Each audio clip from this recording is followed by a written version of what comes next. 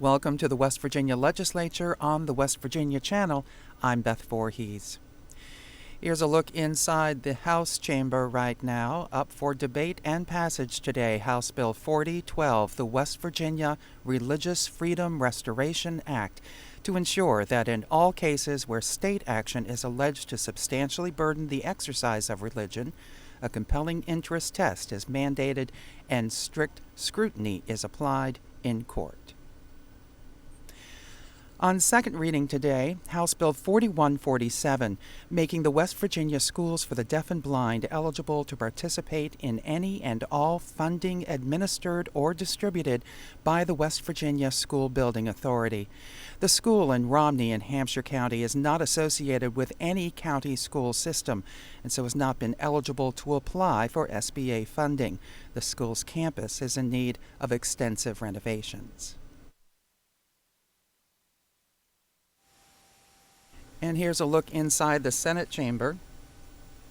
Among the bills up for debate and passage here, Senate Bill 419, terminating taxes imposed under Workers' Compensation Debt Reduction Act of 2005.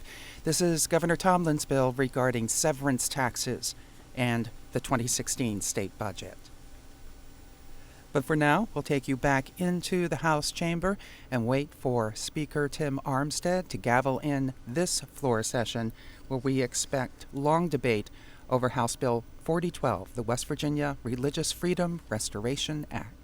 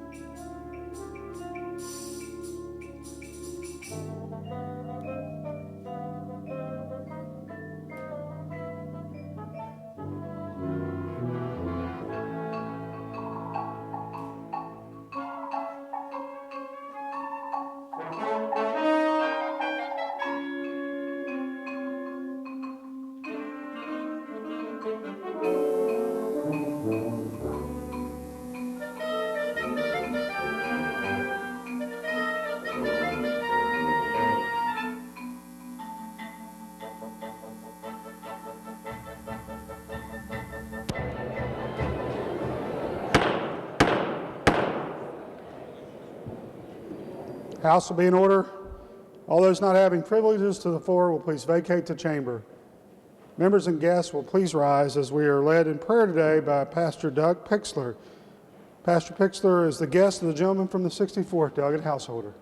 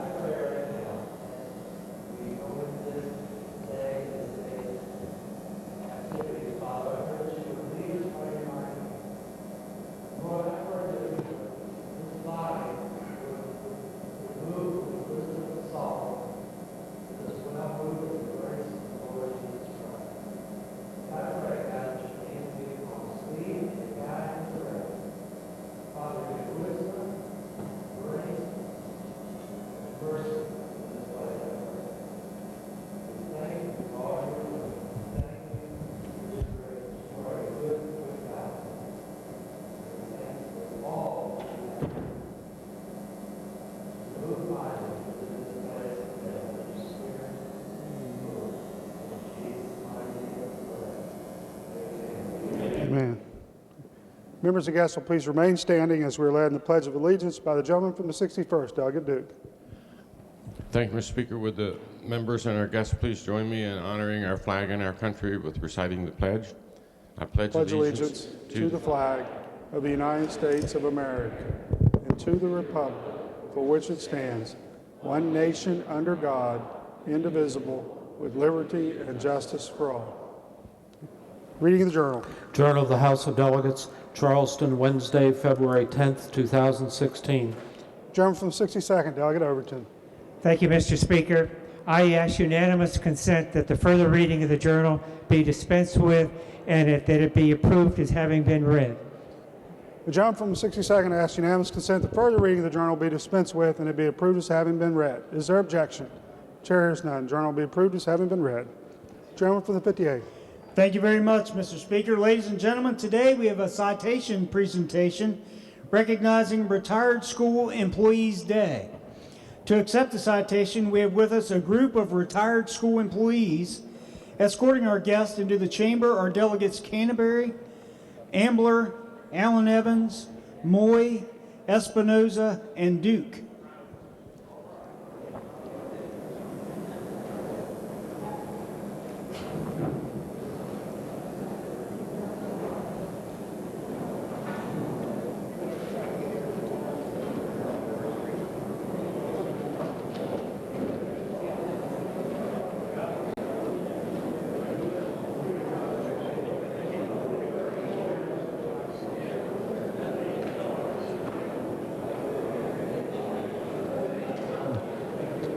House will please be in order.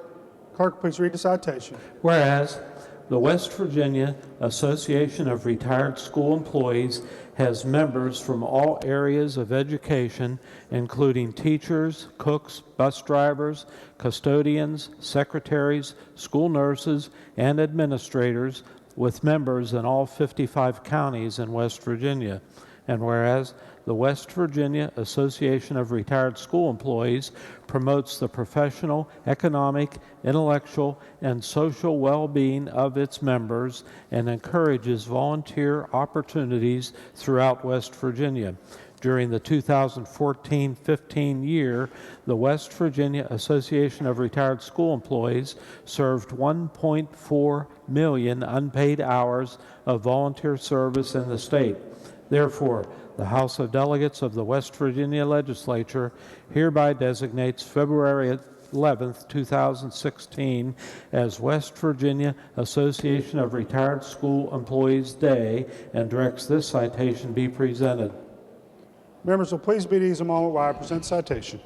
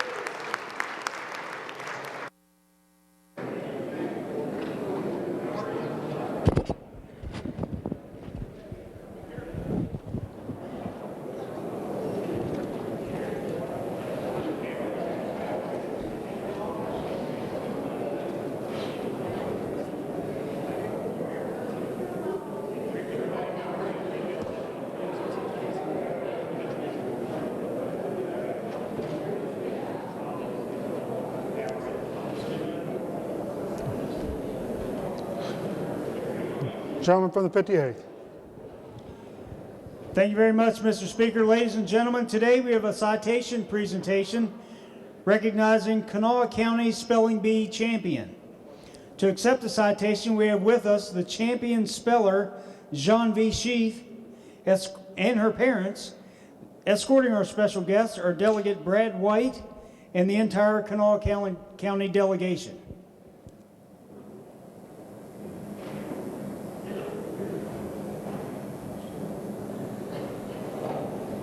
Clerk, please read the citation. Whereas Jean V is an 8th grade student at Charleston Catholic High School, and whereas Jean V won the Charleston Catholic Spelling Bee in both her 7th and 8th grade year, and after winning the school spelling bee, Jean V moved on to the 2016 Kanawha County Spelling Bee, where she outlasted the competition and won by spelling the word flotilla.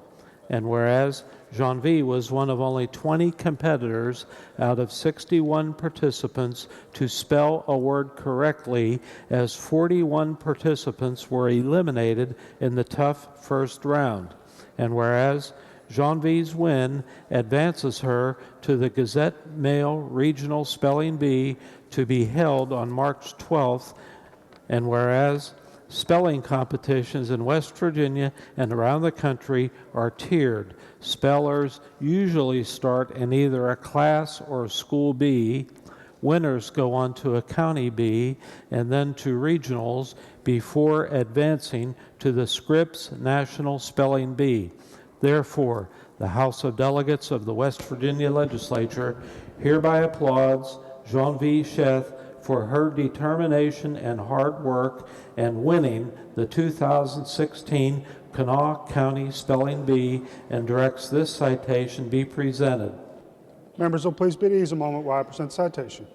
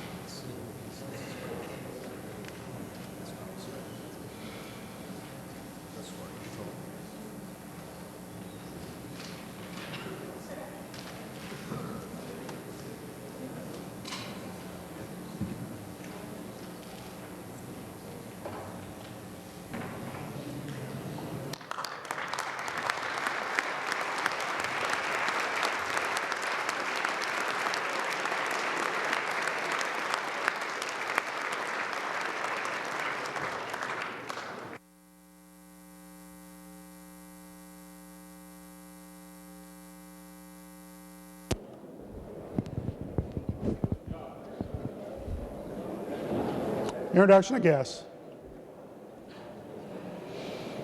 Gentleman from the 42nd, Delegate Ambler. Thank you, Mr. Speaker. On behalf of Delegate Canterbury and myself, we have visiting with us in the South Gallery here, or West Gallery, I believe, is the President of the Greenbrier County Republican Club, Mr. Russ King. Would the House please make him feel welcome? Russ, stand up, please.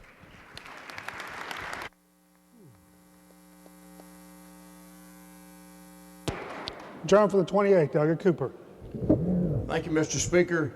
In the North Gallery, we have two introductions to make. The first one is Maury Johnson from Greenville over in Monroe County. He's down today checking on a road amendment. I'm glad to see him. Please give him a round of applause.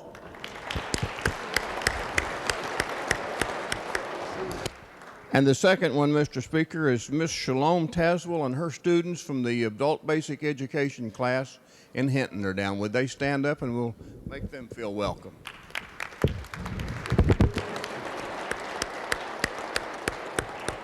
Gentleman from the 62nd, Delegate Overton. Thank you, Mr. Speaker. Today is Animal Appreciation Day in the legislature.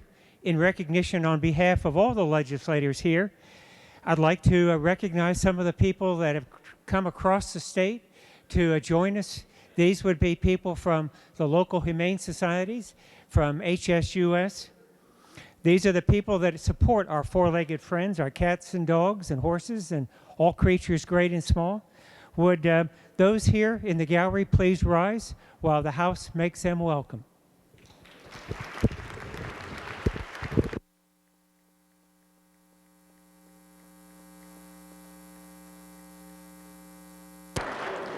Lady from the 9th, Delegate Border Shepherd.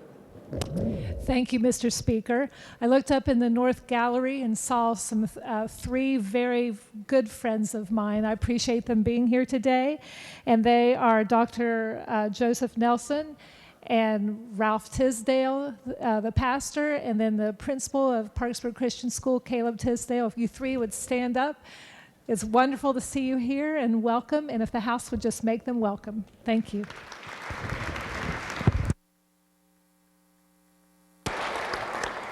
Adjournment from the 58th, Delegate Coles. Thank you very much, Mr. Speaker. I have a guest today up in the gallery making the 4.5-hour trip from Morgan County this morning, a former high school classmate of mine, Angie Gray with the Morgan County Health Department, is down here to the state capitol to talk about health department funding and APRNs. If Angie Gray is in the gallery, if she could stand in the House, please make her welcome.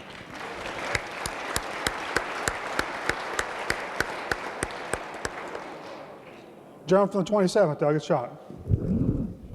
Thank you, Mr. Speaker. Those of us who represent Mercer County, including delegates Ellington, Gerhart, Moore, and Blackwell, and I were pleased to have representatives from the Bluefield Area Transit Authority visiting with us today, including their Assistant Manager Tammy Bennett and Teresa Tombrick. Wonder if they are here with you. Stand in the House, please make them welcome.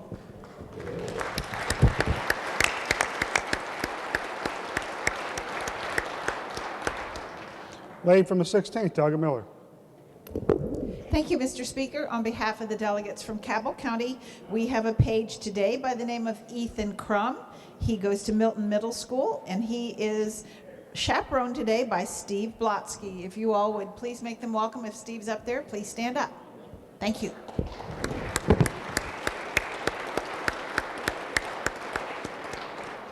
Gentleman from 39th, Delegate Walters. Gentleman from the 49th, or lady from the 49th, Delegate Summers. Thank you, Mr. Speaker. In the North Gallery today, I have an introduction. Mr. John Taylor from Taylor County, representing Association of Retired School Employees and AARP. If he would stand in the House, make him welcome.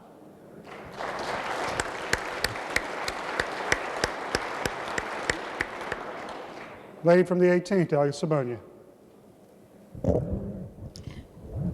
Thank you, Mr. Speaker. On behalf of our Cabell County delegation, we have visiting with us today some students that are participating in the Youth in Government, and they are in the South Gallery. If they'll stand to be recognized, we have Noah Atkins, Jack McKinney, Brooke Powers, Ty Spurlock, William Turman, and they're also accompanied by their sponsor, Tom Turman.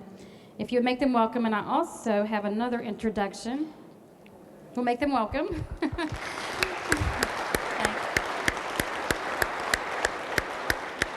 And I also have another introduction. We have Tania Creamer. She's a Wayne County farmer with Lucas Farm.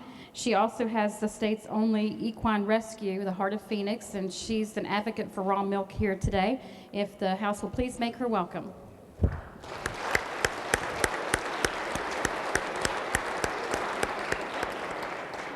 Gentleman from the 51st, Delegate Statler. Thank you, Mr. Speaker. Today we have some friends down here with us that loves our animals as a family, and is Darlene Boyard, Jamie Simpson, Alice Simpson, Michelle Eichenberger, Caitlin Eichenberger, Elaine Smith, and Sherry Davis. And I will say to the judiciary, heads up, they're coming to look at you for 4201 today, and that would be Ella and Caitlin. They're fine young ladies that's wanting some guidance. Thank you, and will the House please make them welcome.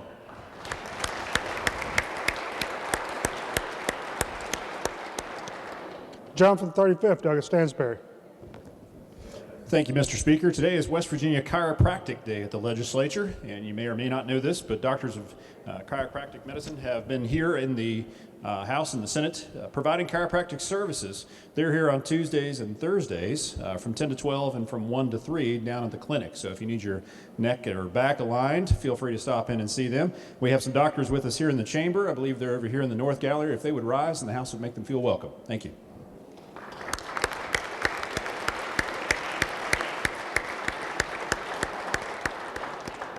Lady from the 57th, Delegate Rowan. Thank you, Mr. Speaker. From West Virginia's oldest county, we have paging with us today two young, handsome gentlemen from Springfield Elementary School, Eli Embry and Hayden Hibbs. They are here with their parents, Matt and Michelle Embry, and David and Vicki Hibbs. Would they please stand and the House give them a wild and wonderful West Virginia welcome?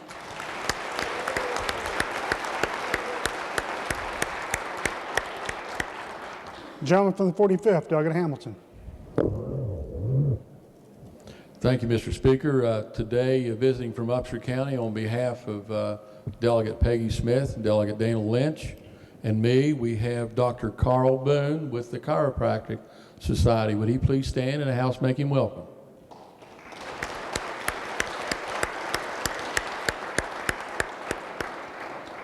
Gentleman from the 10th, Delegate Azinger. Thank you, Mr. Speaker. On behalf of Delegates Dean, Kelly, and I'd like to introduce my pastor, Pastor John Lands, in the North Gallery. He told me not to introduce him, and it's always fun to disobey your pastor. So, Pastor, if you'd stand up and the House make him feel welcome.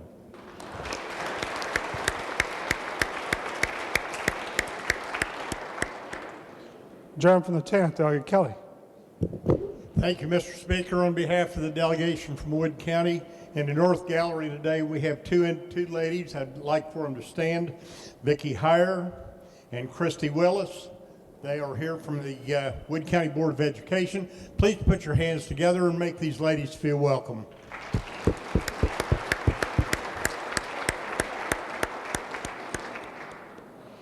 Gentleman from the 39th, Delegate Walters. Thank you, Mr. Speaker. Today from Cross Ladens Elementary School, I have a page. Her name is Chloe Beeks. She'll be on the other side. I'd like her to stand. And she is a second grader. Her mother, Sarah Beeks, I believe is in one of the balconies. And if she would stand, I would like the House to please make them welcome.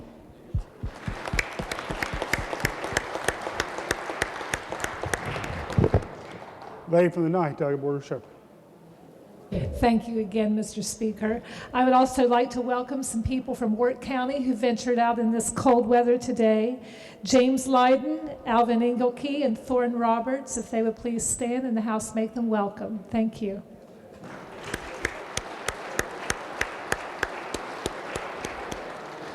Gentleman from the 53rd, Delegate Smith. Thank you, Mr. Speaker. On behalf of Delegate Schaefer and me, we have a page from West Preston Middle School. Paging with us today is a 7th grade student, Caleb Shrout. The young man there, Caleb, if you'd stand. And he is accompanied by his mother, Karen Shrout. If she would stand and the members make him welcome. Thank you.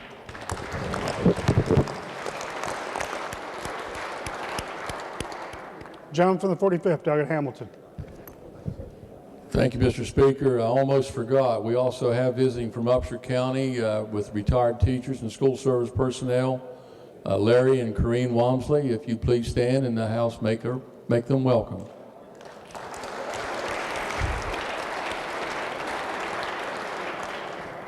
Lady from the 46th, Delegate Smith. Thank you, Mr. Speaker. I have 3 introductions today, all in the South Gallery, and they will please stand as I introduce them. First of all, my page and goddaughter, Gracie Jo Monticello. She's a 4.0 student at Bridgeport Middle School. She and her friends at Bridgeport Middle School started a Christian club there recently. And most important, she fixes my computers and has since she was about 6. She is accompanied by her father in the South Gallery, member of the Lewis County Board of Education, Mike Monticello, and her mother's a professor at Wesleyan. I'd also like to stand John Posey with the West Virginia Association of Retired School Employees from Lewis County. And with the Lewis County Association of Retired School Employees also, Liz Bradford, Gary Lynn Shear. Thank you. Will the House please make them welcome?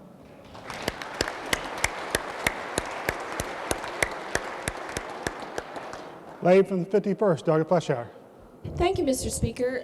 Today we hope those of us delegates from the 51st, Delegate Fridge, Statler, Kirchaba, and Flanagan and I, that we have some students here from Trinity and St. Francis schools, 8th graders. They had to get through a whole lot of snow. We hope they're here. If they are here, would they please stand, and would the House give us the warmest welcome for trying to get here?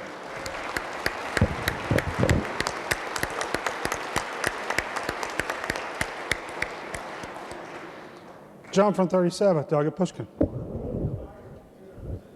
Thank you, Mr. Speaker. If you please bear with me, I have several introductions that I'd like to make. First, here he is right here. We have paging with us today, Mr. Will Walker. Will's a sophomore at George Washington High School, and he's accompanied today by his grandfather, Bill Milam, who's the executive director of the West Virginia Association of Retired School Employees. If you would please, would the House please make them feel welcome? Now, also, we have joining us today in the South Gallery, and if you'd stand when I say your name, Kenneth Barrett, Carly Good, Megan Wright, Terry Rogers, and they're students at the West Virginia Adult Education of Kanawha County, and they're with their teacher, Ms. Amber Nottingham. If you'd stand up and would the House please make them feel welcome.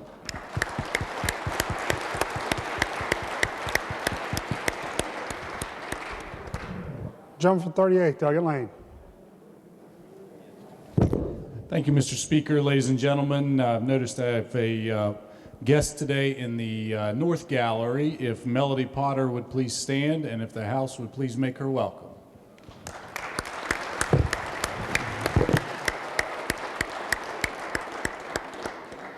John from the 19th, Doggett Hicks. Thank you, Mr. Speaker. On behalf of Don Perdue and myself, I'd like to announce that we have a special guest with the AARP, Mr. Herb Muncie. Herb, would you stand? House, would you give him a fine welcome?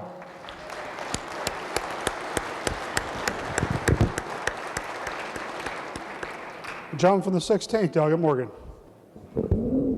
Thank you, Mr. Speaker. I guess I will take full credit for this next person I'm going to introduce. In the South Gallery, already introduced with the Youth in Government, is my grandson, Jack McKinney. Jack has been introduced, but if he would stand up and the House make him welcome and embarrass him.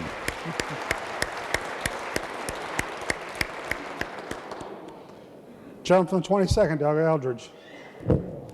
Thank you, Mr. Speaker. On behalf of the 22nd and 16th Delegate District, we have some students here from Lincoln County. We have a Braden Dunlap. If you all would please stand when I call your name. Braden Dunlap, Lindsay Pritchard, Savannah Aggians, Kristen Long, Charles Walker, Bridget Herrera, Angie Gillenwater, Haley Price, Dustin Lambert, and a Haley Bryant. If everyone would please make them feel welcome.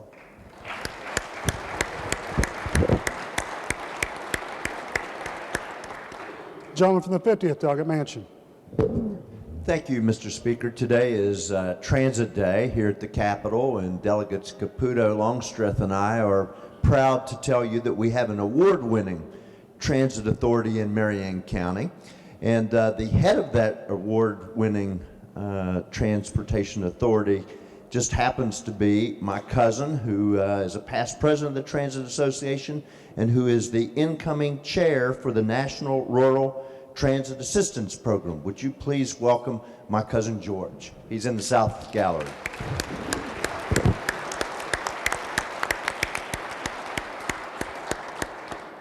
John from the 43rd, Doggett Hartman. Thank you, Mr. Speaker. On behalf of Delegate Campbell and me, in the West Gallery, we have Dr. Scott Harris, who's in town for Chiropractor Day, and Scott is also the president of the Mountain State Forest Festival Association. Would you please make him welcome?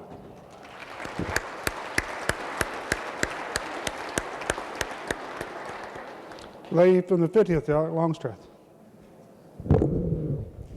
Thank you, Mr. Speaker.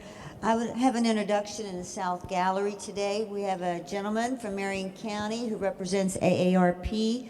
Mr. Gary Wick, would you stand up and would you please welcome him? Thank you.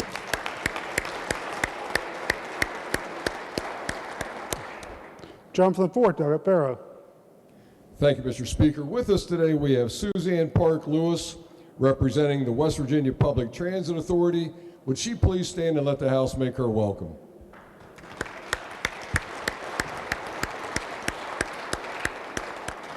John from the 3rd, Delegate Fluharty. Thank you, Mr. Speaker. I have two very special guests here this afternoon. My parents, Doug and Mary Ellen Fluharty, would you please stand? And they put up for me this long. Thank you very much. Make them feel welcome.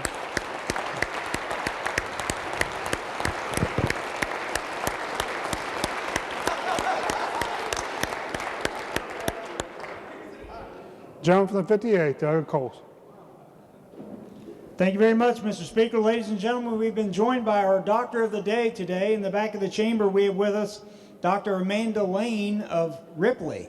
If the House will make Dr. Lane welcome.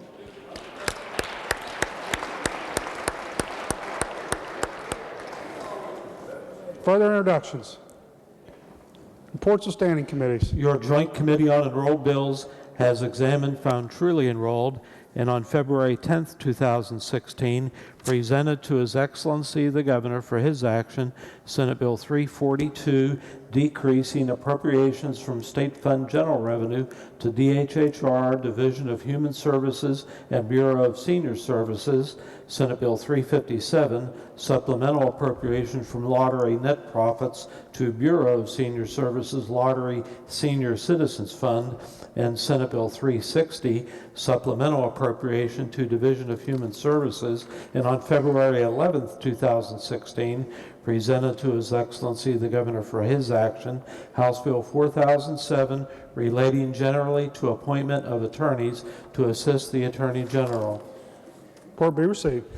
Committee on Judiciary has had under consideration House Bill 2122, making it illegal for anyone to photograph a corpse except for certain legitimate purposes. Reports back a committee substitute, therefore, with recommendation that the committee substitute do pass and that the second reference be dispensed with. Report be received. Gentleman from the 58th. Thank you, Mr. Speaker. I ask unanimous consent to dispense with the second reference. Gentleman from the 58th asks unanimous consent to dispense with the second reference. Is there objection? Chair is none. Second reference is dispensed with. Committee on Judiciary has had under consideration Senate Bill 15, adopting learned intermediary doctrine as defense to civil action due to inadequate warnings or instructions. Reports the same back with amendment with recommendation that it do pass as amended. Report be received. Reports of select committees. Messages from the executive. Messages from the Senate. The Clerk of the Senate announces the adoption by the Senate of Senate concurrent resolutions 3, 6, 8, 9, 11, 12, 13, 14, 15, and committee substitute for Senate concurrent resolution 17. Match will be received and each resolution will be referred to the Committee on Rules. Resolutions. House concurrent resolution 51 by Delegate Pethel, Private First Class Danny Meyer Stone King Memorial Bridge. Gentleman from the 58th. Thank you, Mr. Speaker. I ask unanimous consent that further reading of resolutions introduced be dispensed with and each resolution be formally introduced and referred to the appropriate committee as indicated on the chamber automation system. The gentleman from the 58th asks unanimous consent that further reading of resolutions introduced be dispensed with and each resolution be considered formally introduced and referred to the appropriate committees as indicated on the chamber automation system. Is there objection? Chair hears none. Each resolution will be considered formally introduced and so referred. Petitions. There's one.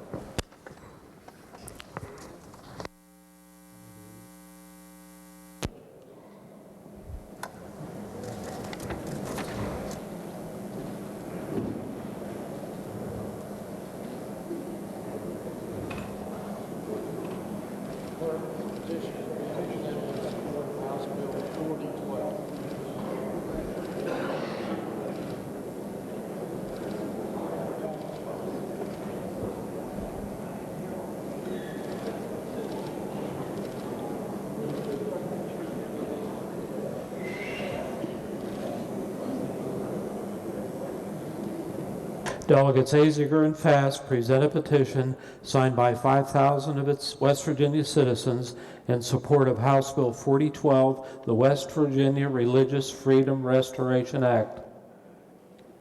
Petitions be received. Motions.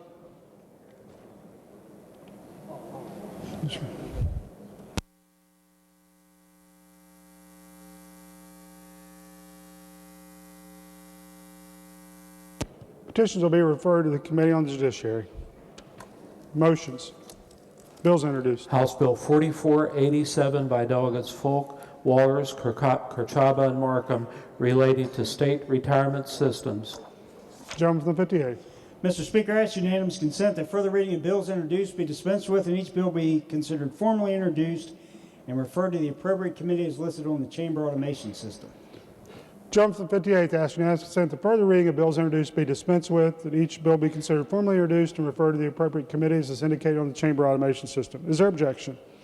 Chair hears none. Each bill will be so introduced and referred. Unfinished business. Bills on third reading. Committee substitute for House Bill 4012, West Virginia Religious Freedom Restoration Act. Question for the House is the passage of the bill. Gentleman from the 27th, Delegate Schott, to explain the bill. Thank you, Mr. Speaker. I think no bill that we've received so far in this chamber has been the victim of more misinformation, more spinning than House Bill 4012. It's been characterized as a license to discriminate, and I would suggest to you that it's no more a license to discriminate than the First Amendment of our sacred U.S. Constitution, or Article 3, Section 15 of our own state's Constitution. It's been alleged that we're creating a new cause of action by this act. Ladies and gentlemen, this cause of action has been in place ever since the U.S. Constitution was adopted and ever since Article 3 of Section 15 of the West Virginia Constitution has been adopted, because those are the predicate for any type of claim that this bill seeks to establish a test to determine whether that claim has merit. I know I don't need to remind you that the pertinent part of the First Amendment of our sacred Constitution states, Congress shall make no law respecting an establishment of religion or prohibiting the free exercise thereof. It may not be quite as familiar to you, but our own state constitution states, no man shall be compelled to frequent or support any religious worship, place, or ministry whatsoever, nor shall any man be enforced, restrained, molested, or burdened in his body or goods, or otherwise suffer on account of his religious opinions or belief. And I think it's significant that our own state Supreme Court in 1966 recognized that our state constitution should be construed in a more broad way than our U.S. Constitution. In other words, the protections that it provides for our exercise of religion are even broader than those of the United States Constitution. So what does this bill do? It's contained on basically 2 pages, and we talked a great deal about it yesterday, but I'm going to go through it real quickly. It essentially establishes a purpose, which is to codify what's called the compelling interest test and the strict scrutiny standard that the United States Supreme Court adopted back in 1963, not recently, but 1963, confirmed in a later case and affirmed in West Virginia in 1966, as I indicated, when our court stated that our own state constitution gives us greater protection than the United States Constitution. It contains simply 2 definitions. The first, exercise of religion, and the second defines what state action is. Its focus is to protect the exercise of religion from state action and establish a test when those two forces come into conflict. The test is set forth, which is essentially the test the United States Supreme Court established. The test essentially is that an individual has to establish a sincerely held religious belief, and that the state has done something to substantially burden the exercise or practice of that belief. Then the focus shifts at that point, and the state, whether it be a county, city, local bureau, or agency, can show that it has a compelling state interest that it needs to enforce. And it also has to show, though, that the means that it chose to enforce that are the least restrictive means as they affect this significantly or sincerely held religious belief. That's the test. There's no reference in there to giving anyone priority over anyone else. There's no encouragement to discriminate in any way. It's a test that would apply in every situation where these two forces come into conflict. It provides that the person with a sincerely held religious belief can go to court to have a determination under that test as to whether that religious belief has been substantially burdened and that there's no compelling state interest that overrides that interest. And make no mistake about this, there have been many cases where the determination has been that there is a compelling state interest and that the least restrictive means of enforcing that state interest has been appropriately utilized. But the relief that's available to the individual who asserts that their religious belief has been substantially burdened is injunctive or declaratory relief, and if prevailed, if appropriate attorney's fees and costs to reimburse that person for the cost of that proceeding. That's it. That's basically it. Those 2 pages contain the bill. Now, there's been some allegation that this is somehow new, that this has been launched as an effort to discriminate against a particular group or a particular religious belief. This, as I indicated earlier, goes back to 1966. And the case that the Supreme Court, or the case in West Virginia, that addressed our own constitutional provisions was a State versus Everly. And in that case, a gentleman from Monongalia County had been sentenced to contempt of court for 10 days and sentenced to 10 days in jail because he refused to serve on a grand jury. The gentleman in that case was a member of the Jehovah's Witnesses and, in fact, was a minister in that congregation. And after the court considered all the factors that I just outlined, it concluded that there was no indication that his refusal would affect the peace and safety of the state, and therefore there was no compelling interest to force him to serve on that jury. That was the first case in this state that they applied the same test that we're seeking to codify here today. Subsequently, in State versus Riddle in 1981, and let me apologize, I think it's necessary to give you a brief overview of the history so you understand when someone says this is something new, that this is something that's just been brought out as a weapon to effectively penalize some group, that's not the case. We've had this test under our Constitution and the United States Constitution here in this state since 1966. In the Riddle case in 1981, referenced the United States Supreme Court case, the Yoder case, in confirming that this delicate balancing test must be applied when compelling state interests run into conflict with the free exercise clause. And the court observes that there can be no doubt on some occasions the state's interest will override even the most sincerely held religious convictions. And the example given by the court in that case, they say there is no question that a religious sect which incorporates human sacrifice as an integral part of its ritual will be forbidden to engage in such a ritual even if the victims are consenting adults. And the court went on to say even religious practices which merely expose people to danger have been prohibited. The court does say, and I think this is significant, that they choose to define religion in the most broader of the definitions that our Supreme Court has enunciated, rather than narrower different definitions. In other words, to broadly construe the religion There have been cases, in other words, that where there hasn't been an orthodox type of religion, conscious objector cases, which the court cited in that. And the court says, sincerely held convictions which form the basis for the moral and ethical aspirations upon which a person structures his life, though not a part of orthodoxy or an organized church, were protected by both the United States Constitution and the West Virginia Constitution. Following that case, in 1988, the court took up a case entitled The Matter of Kilpatrick.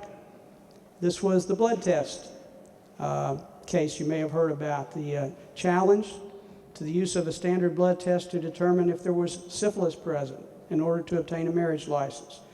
The individuals involved in this case were members of the Universal Life Church, and they were also ordained ministers.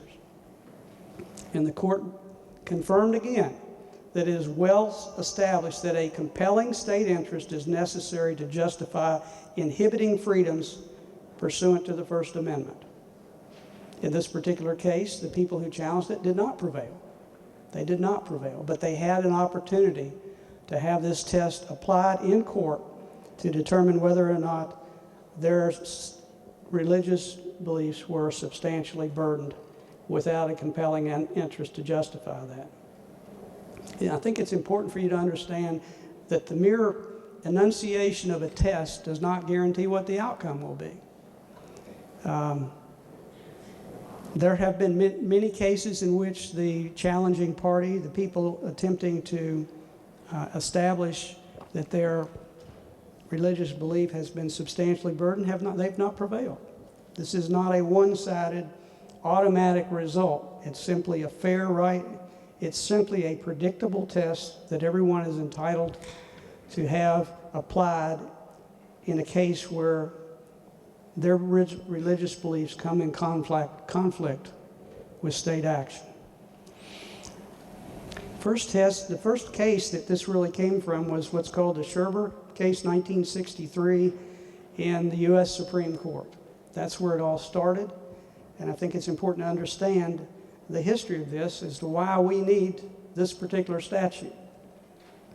In that case, it involved a member of a Seventh-day Adventist church, and that person, the lady, was discharged from her South Carolina employer because she would not work on Sunday, her Sabbath day.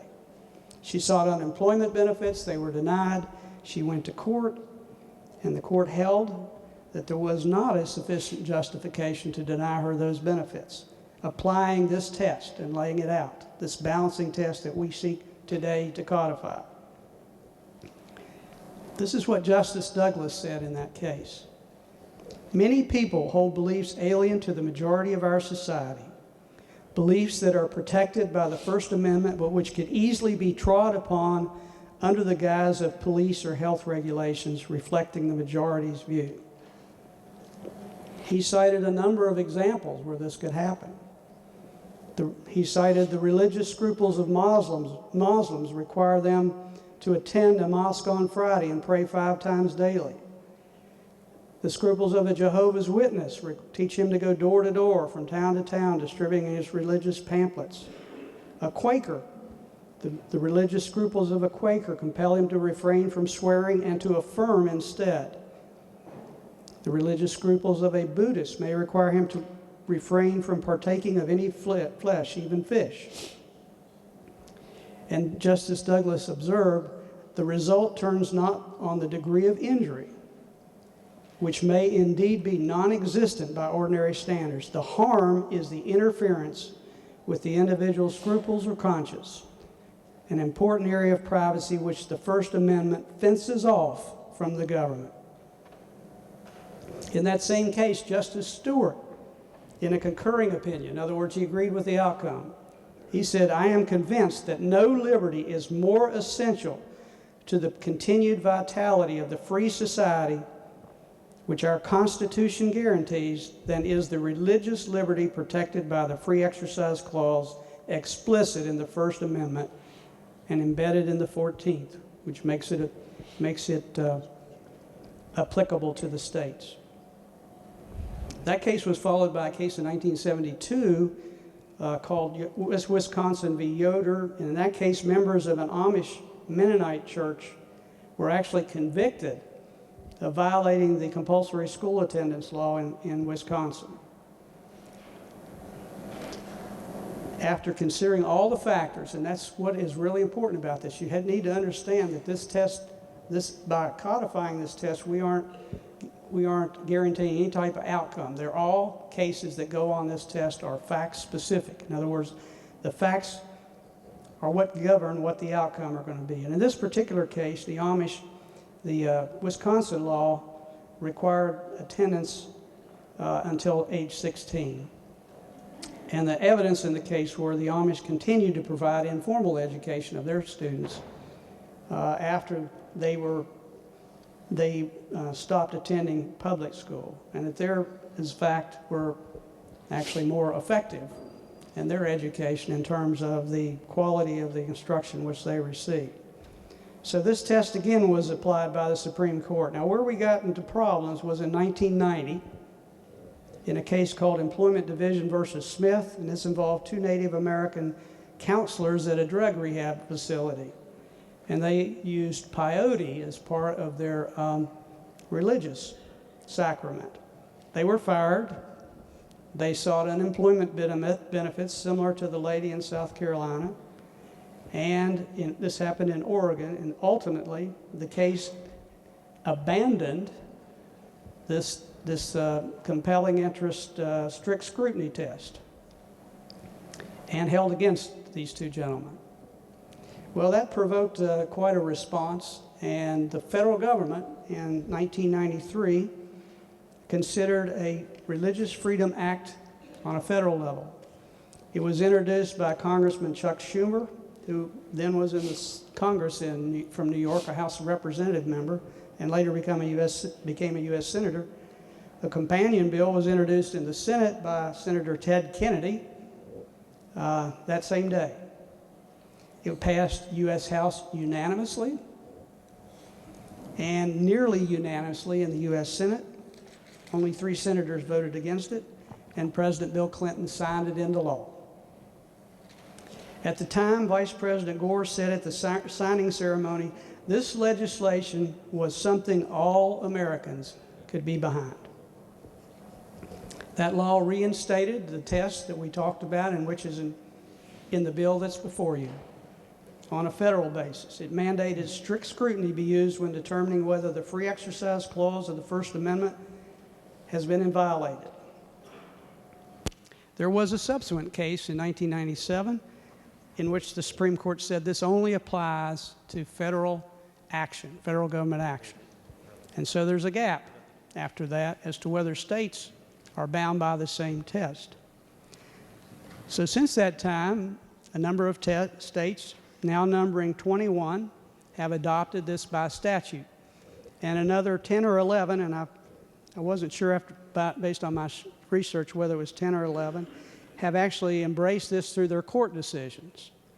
So I think it's fair to say that a majority of states in this country use this type of test in any case in which there's a conflict between a person's religious freedom and state action. Done some research to see how prolific the cases have been. The research indicates that over the 20-plus years, and let me say in 1993, I believe Connecticut and Rhode Island were the first states to adopt a similar type, what's been called a RFRA, Religious Freedom Restoration Law. In that 20-year period and during those 21 states, there have been a total of 147 cases. Over 20 years, 21 states, only 147 cases. In many of these states, there have been no cases. For instance, in Rhode Island, which, as I indicated, adopted this law back in 1993, there have been 0 cases. No cases at all. Arizona has none. Indiana has none. Kansas has none. Kentucky has none. Louisiana has none. Mississippi has had none. As I said, Rhode Island, none. Most of these cases can be categorized in one or two categories. Prisoners' rights cases, and I think it's important to note that in our bill, we've excluded those type of cases from the operation of this case. About 30% of the cases using RFRA throughout this 20-plus year period have been prisoner cases. About 36% have been churches or religious organizations, and most of those have involved zoning issues, whether the zoning of a local locality has affected the ability of the church to either locate or operate some program there. There have been about 4% involving criminal defendants, about 27% involving private citizens, and 2% involving governments, and only 1% involving private schools.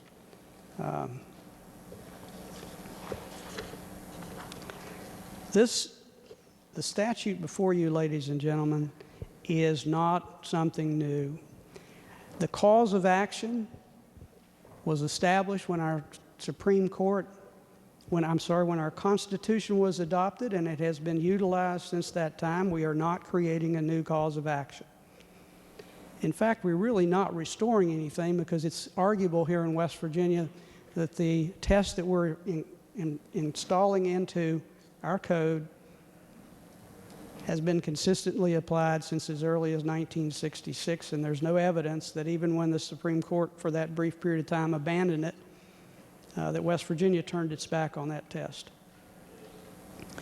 So, ladies and gentlemen, this is a good opportunity to include a predictable standard that protects everybody in our law, so that any judge that's faced with a challenge will know exactly what the test is that has to be applied, what the standards are, and those standards will be applied uniformly regardless of whether it's a Muslim that's challenging, a Protestant that's challenging, a Mennonite that's challenging, a Quaker that's challenging. Anybody that needs to have their case heard in court will have the same standards applied. And for that reason, Mr. Speaker, I urge passage. Are there other members desiring to speak to the passage of the bill? The lady from the 50th, Delegate Longstreth. Thank you, Mr. Speaker. I've looked over this for a long time, since it came out, and I had to think very, very hard about this. But first, I'm going to say this: we don't need a test. We're just told that we're not changing anything, but we need something in there for legalities. I trust our legal system now. I trust our due process of law. I heard how important this was. We've got to pass this right now to protect our citizens. We have the United States Constitution, and we have the West Virginia Constitution. Now, I thought maybe I was missing something, and maybe I didn't read that we had religious freedom in our Constitution, so I went back to read it again. We have it. Thomas Jefferson put it in our Constitution. We have religious freedom. We have a due process of law if we're discriminated against.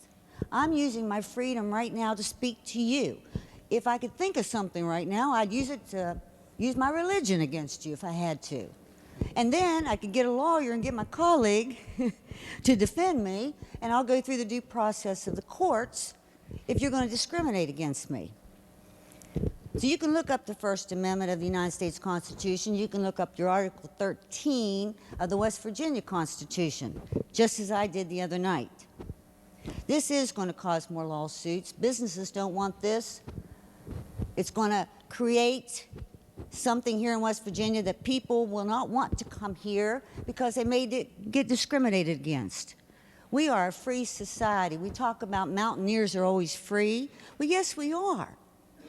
But then you're saying, well, you know, I may not like this person, so, you know, maybe I will discriminate against them. Then we have lawsuits. But let me point out one more thing that made me really change my minds here.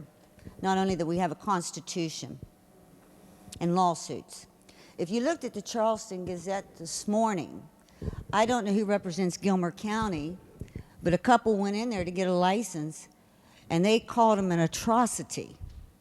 Even though they gave them the license, they called them an atrocity because they were getting a license for same-sex marriage.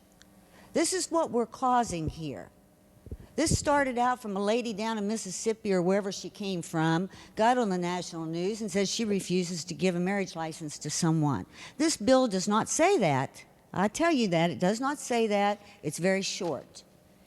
But it's going to cause that. It's going to cause more of that because people are going to now stand on their basis of religious freedom.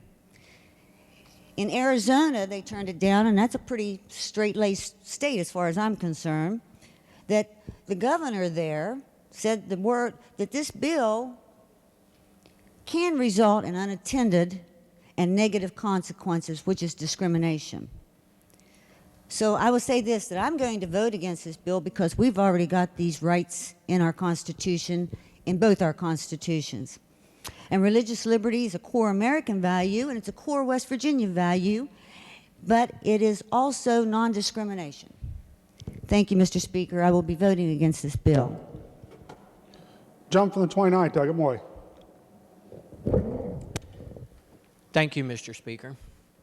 And I want to thank our Judiciary Chair for the explanation that he has given concerning this bill and the time he has taken to give us a history of what's going on. Now, I want to point out a couple very brief facts.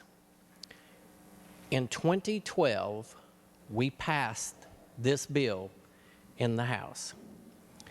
Every member that was a member in 2012 and is still here today voted for this bill. What's changed? There seems to be a lot of turmoil about it now. So what has changed between 2012 and 2016? The only thing that has changed is the propaganda surrounding this bill. Propaganda, a bias. This is the same bill that we passed in 2012. Nothing has really changed about it, just the message surrounding it. And I'm going to be brief with you this morning. I'll just ask you. I think we can all agree on this, that every West Virginian should be free. Every West Virginian should be free to live and work according to their faith without fear of being unjustly punished by their government.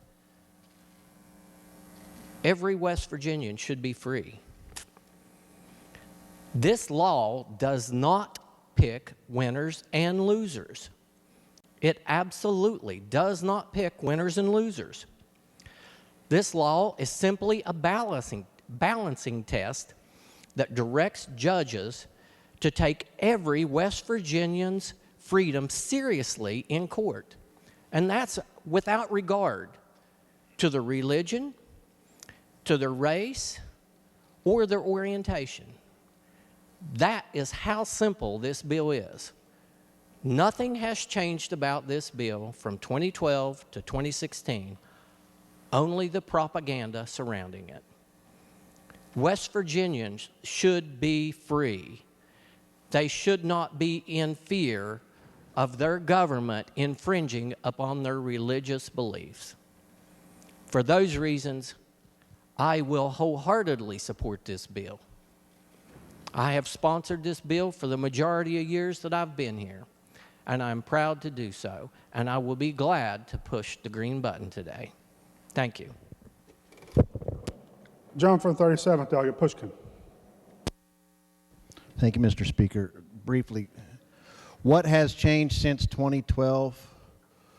Well, we all know that same-sex marriage is now legal in the United States of America. That's what's changed since 2012. That changes the intent behind this bill. Make no mistake about it, several sponsors of the bill have said that to the media. That is the intent behind this bill, pretty much. That's the intent behind this bill. It is a pushback to the expansion of certain members of our society's rights. I believe that's what the intent is. That's why there's all the fanfare around this bill that was passed before. Originally, you know, religious freedom restoration was passed when it was signed into law nationally by President Clinton, when it was introduced by Senator Kennedy. It was about protecting the religious minority. I'll get to that in a second. First of all, I'll try to keep this brief, and I'll try to be as polite and as nice as possible. I have very, very strong feelings about this bill, and I would like to speak to you from the heart. And just, I don't mean to offend anybody, but I personally am offended by the intent behind this bill, and I would just like to briefly just speak what's on my heart to you today. I've been on the losing side of, in the short period of time that I've been here, I've been on the losing side of many, many votes. I can always understand the opposing side's view. I can always understand the opposing side's view. You have to, if you really want to make policy, it's about compromise. I have to be able to understand the opposing side's view. I'm having a very hard time. I appreciate your explanation, sir, but I'm having a very hard time really understanding the opposing, the other side's view to this. So I did attend a public hearing here, and I heard someone state that what the Religious Freedom Restoration Act is all about is protecting a religious minority from undue persecution. So I thought about that, because I believe I'm the only member of a religious minority elected to this body currently. I'm Jewish. Religious freedom is very important to me. If it wasn't for religious freedom, I wouldn't be here. The religious freedom that we're granted in this country. My family left Eastern Europe over 100 years ago,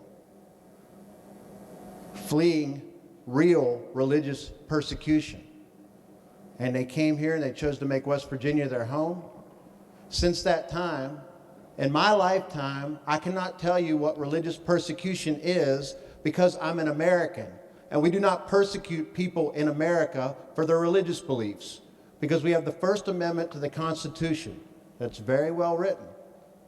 It works. We have an even stronger protection in our own West Virginia Constitution. It works. I'm a member of a religious minority that has historically been persecuted in other countries. Not here. Not here. We've done very well. As I said yesterday, no thank you. We're not asking for it. We don't need it.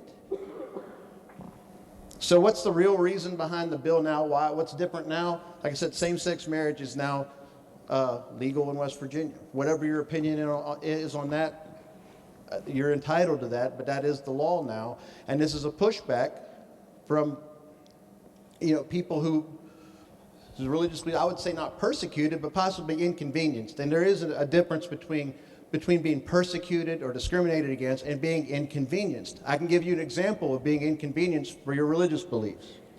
I believe during the September joint meeting, interim meetings, I had a meeting scheduled on Rosh Hashanah.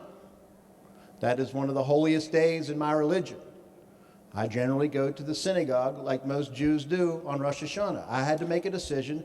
Do I do my job as an elected a representative of the 37th district and attend this meeting, or do I go to the synagogue? That was an inconvenience.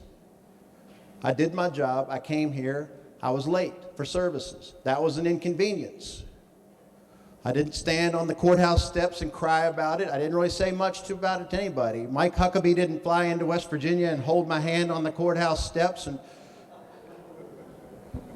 it was an inconvenience. I wasn't persecuted. I wasn't discriminated against. It was a scheduling problem that interfered with my religious beliefs. And this is the first you've heard of it, because this bill has reared its head. So, we have religious freedom in this country. I'm the product of it. I have benefited from it. This bill does not restore anything. We already have it. I sat in on the judiciary meeting when counsel even said, this bill actually doesn't restore anything. We already have it. We have it in the U.S. Constitution. We have it in the state constitution, even stronger.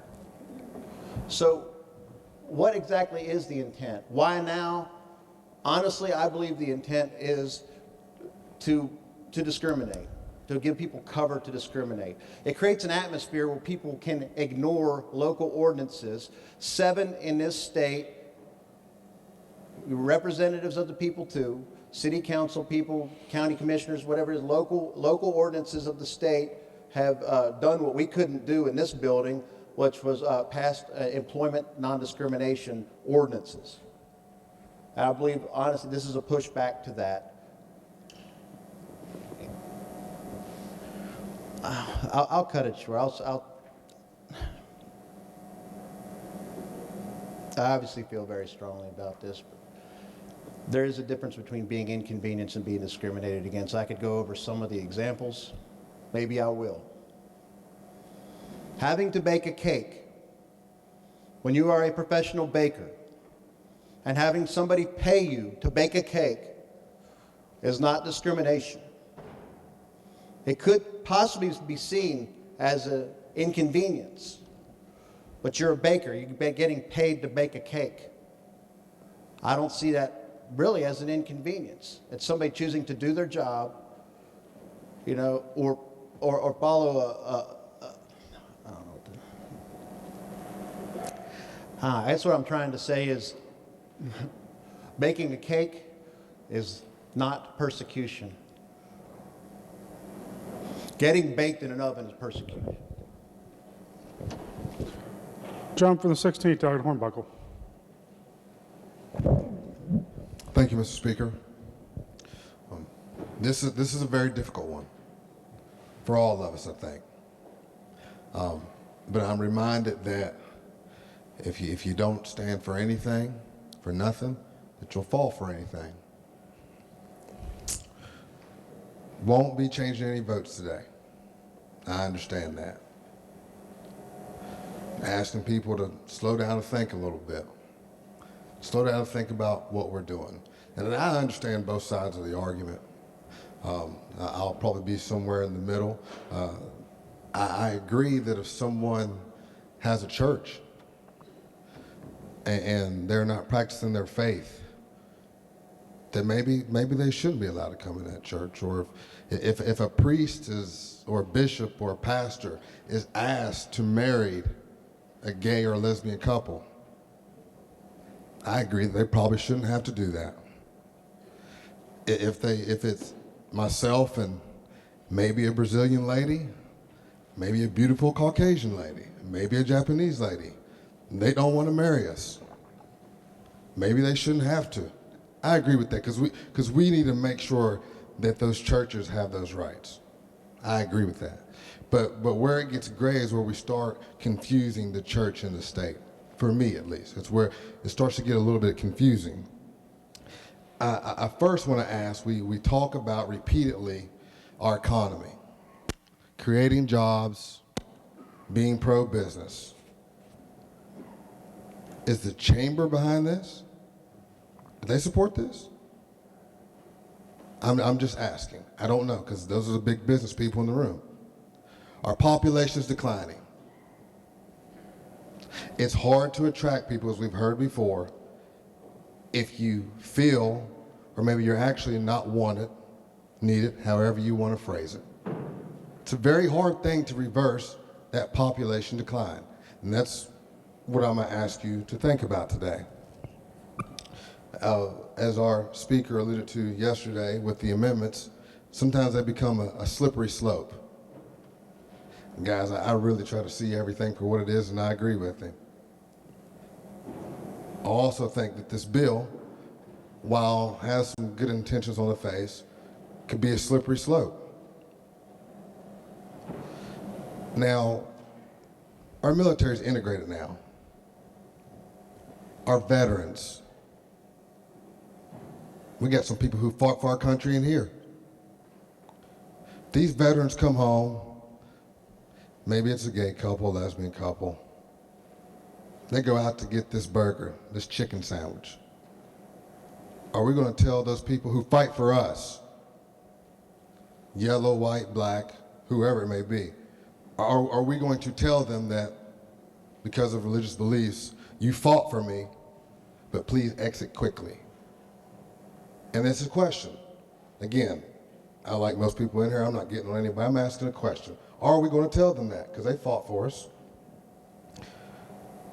How many here of us like sports? A lot of us do. You don't have to raise your hand. I know most of us do. The winningest program of the 90s in football Marshall University, who's now in the Conference USA, used to be in the MAC, but before that was in the Southern Conference. People around the town in Huntington and sports enthusiasts could tell you it was very, very hard for them to recruit in the early days of the Southern Conference. Because when they went down to Atlanta and maybe the chocolate city of DC and Florida and tried to bring up people who looked a little different, they said, well, it's a little different up here. I'm not so sure if I want to go up there. It was a little different. So now I'm going to be forced to tell Mitch Jacobs and Doc Holliday and Dan D'Antoni, it's going to be a little bit difficult for you now. Got some Mountaineers in here, and I love the Mounties too. Dana Holgerson, if you're listening. Bob Huggins, if you're listening. It's going to be a little bit more difficult now because the word's out. Just being honest, guys, it's going to be a little bit more difficult. And then I always understand the LGBT issues that are going on right now. But there's another elephant in the room because we've seen this before. And it had to do with the complexion of skin tones and that we hug to religious beliefs to be able to legally discriminate. Now, I like history sometimes. So if we'll walk through history, does any of us know Theodore Bilbo from Mississippi? Got some head nods. Governor, Senate member. Once said, I call on every red-blooded white man to use any means to keep the, use your imagination, away from the polls. Bilbo proclaimed during his successful re-election campaign in 1946 he was a proud member of the Ku Klux Klan, telling Meet the Press that same year that no man can leave the Klan. He takes an oath not to do that. Once a Ku Klux, always a Ku Klux, during the filibuster of the anti-lynching bill. Bilbo claimed that the bill will open the floodgates of hell in the South. Raping, mobbing, lynching, race riots, and crime will be increased 1,000-fold. And upon your garments and the garments of those who are responsible for the passage of the measure will be the blood of the raped and the outraged daughters of the Dixie, as well as the blood of the perpetrators of these crimes that the red-blooded Anglo-Saxon white Southern men will not tolerate. For Senator Bilbo, however, racism was more than just an ideology. It was a sincerely held religious belief. In a book entitled Take Your Choice, Separation or Mongrelization, Bilbo wrote that purity of race is a gift of God, and God in his infinite wisdom, he has so ordained it that when man destroys his racial purity, it can never be redeemed. Allowing the blood of the races to mix, according to Bilbo, was a direct attack on the divine plan of God. There is every reason to believe that miscegenation, amalgamation, and are sins of a man in direct defiance to the will of God. Bilbo was one of the South's most colorful racists, but he was hardly alone in his beliefs.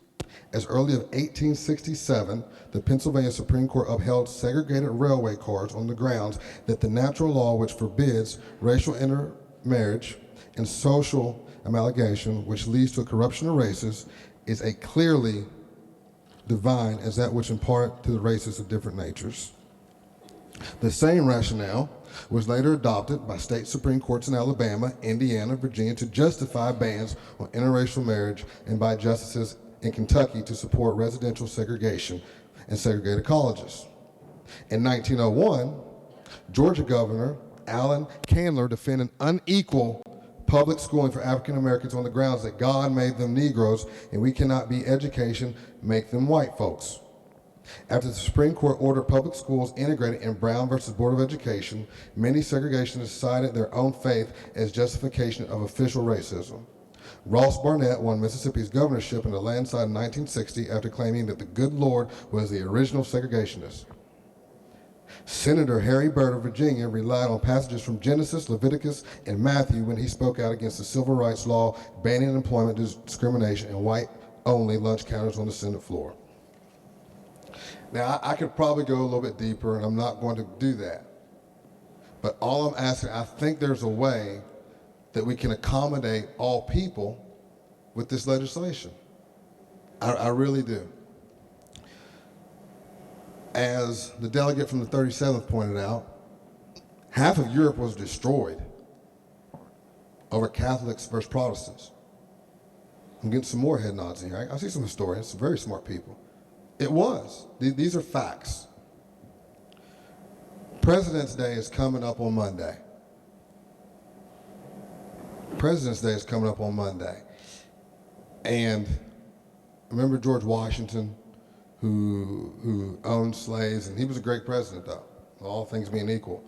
About 2 years before his death, he wanted Martha to change his will, that upon his demise to release the slaves, because he evolved over time and he learned a little bit, okay? Now I'm gonna make a contrast between two other presidents. First, we got Stonewall Jackson. And we all know the story that comes with him. Didn't like certain people in this world. And then I'm gonna go to Abraham Lincoln. The majority of us in here belong to the party of Lincoln. That party was created on making sure this union was free and freeing the slaves. But in the beginning, Lincoln himself was compelled to have slavery and didn't think everybody was equal, but over time he evolved while also holding true to his religious beliefs. So I'll ask of you, are you going to be Stonewall or are you going to be Abraham? Thank you. Lady from the 31st, Doug Arbonne. Thank you, Mr. Speaker. And to my friends in the House on both sides of the aisle, I would like to share a personal story of something that happened to me last year while trying to pass a different bill, but with the same arguments that we're hearing today. The bill was a Commerce Act, which if you were here last year, you remember. I was trying to make the laws in the state of West Virginia uniform across the state.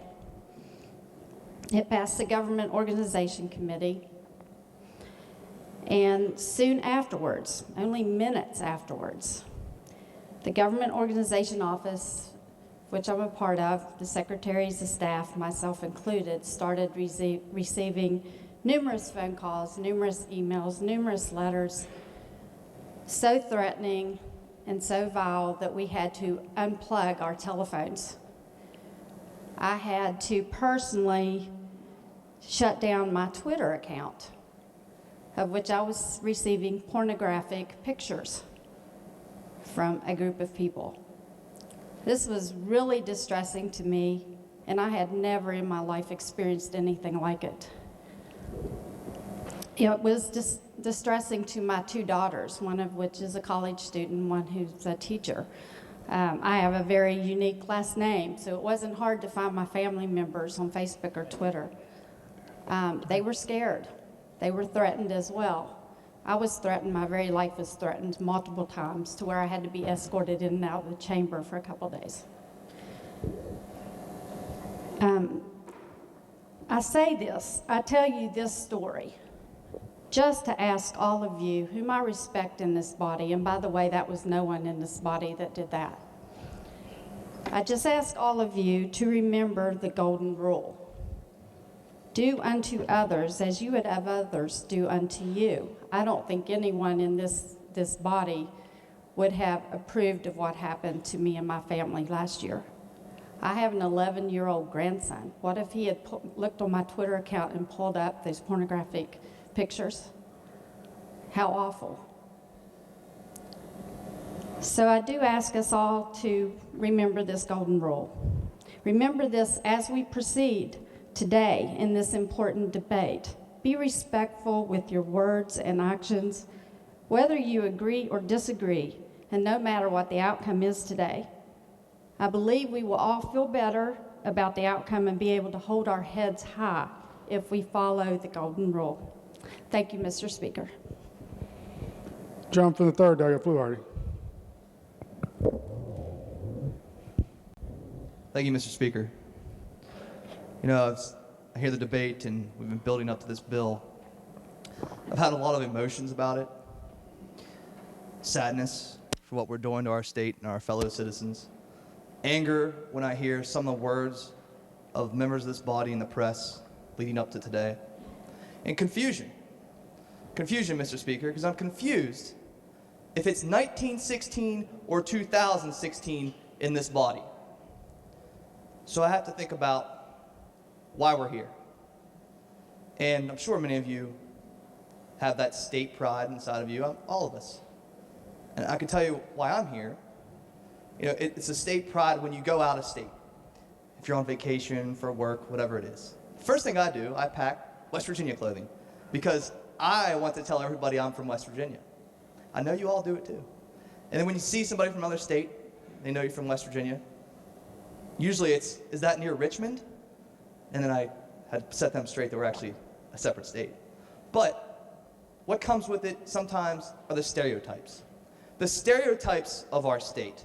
And the nation is watching as they've watched every other state that has enacted a RFRA bill. And it's with a negative eye.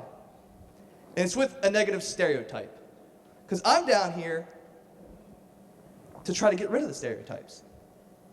We should be here as a body breaking down the barriers to our state, breaking down these stereotypes that we're backwards, that we're backwoods, and now add bigots to the list. I don't want to be here for that. And I know deep down you don't want to be here for that. We've talked about who doesn't want this bill. We know that various groups have come out against it, various corporations. We know that 90% of the top Fortune 500 companies have a non-discrimination policy. We don't have one in our own state because apparently we're too good for 90% of the top Fortune 500 companies. Who else doesn't want this? West Virginia University. Now, just last week, we sat here and paraded around a study from West Virginia University to defend right to work. But we're silent about West Virginia University today. Also look to others who don't want this bill, besides the business community. And I found this on my desk the other day, and I'm sure all of you have it. Public Policy Issue Priorities, West Virginia Council of Churches. So I thought for sure, since we're discussing policy today, that this bill would be within this book. It's not. Nowhere to be found. You know what I did find? Page 27. Civil liberties. People of whatever sexual orientation must be accepted with respect, compassion, and sensitivity. Every sign of unjust discrimination in their regard should be avoided. Every sign. That includes every bill. So, the question for yourself, I may not change a single vote in here, but the question for yourself is, how do we want to govern, and how are we going to look back on this? We're going to look back on this day with shame. Do you want to be on the right side of history or the wrong side of history?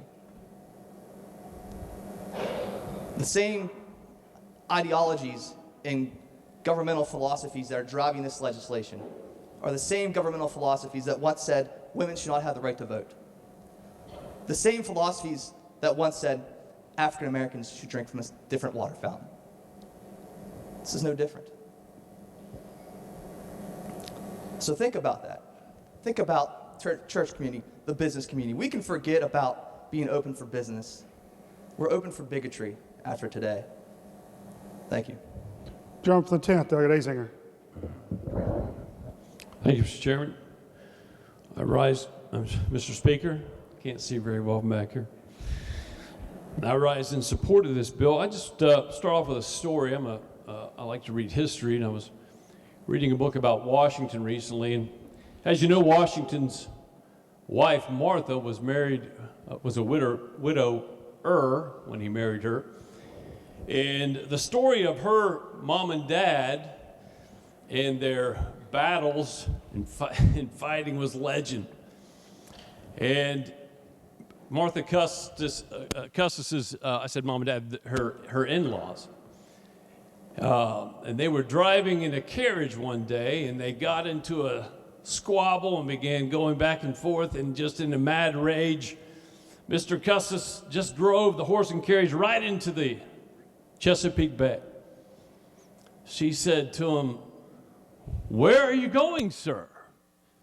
He replied, "To hell, madam."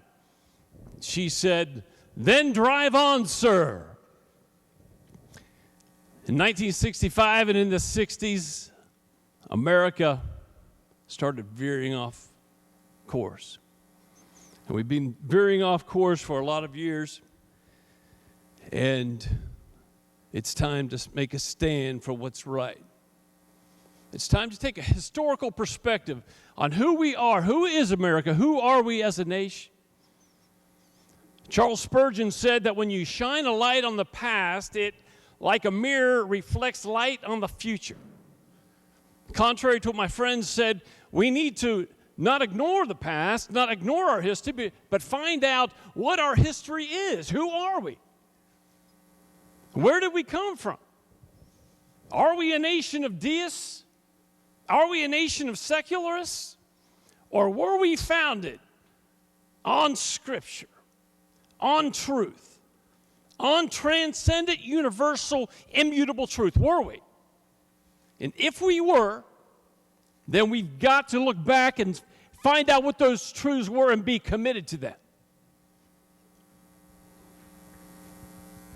Pastor Ron Johnson said, "Our founders called the right to life and religious liberty self-evident truths.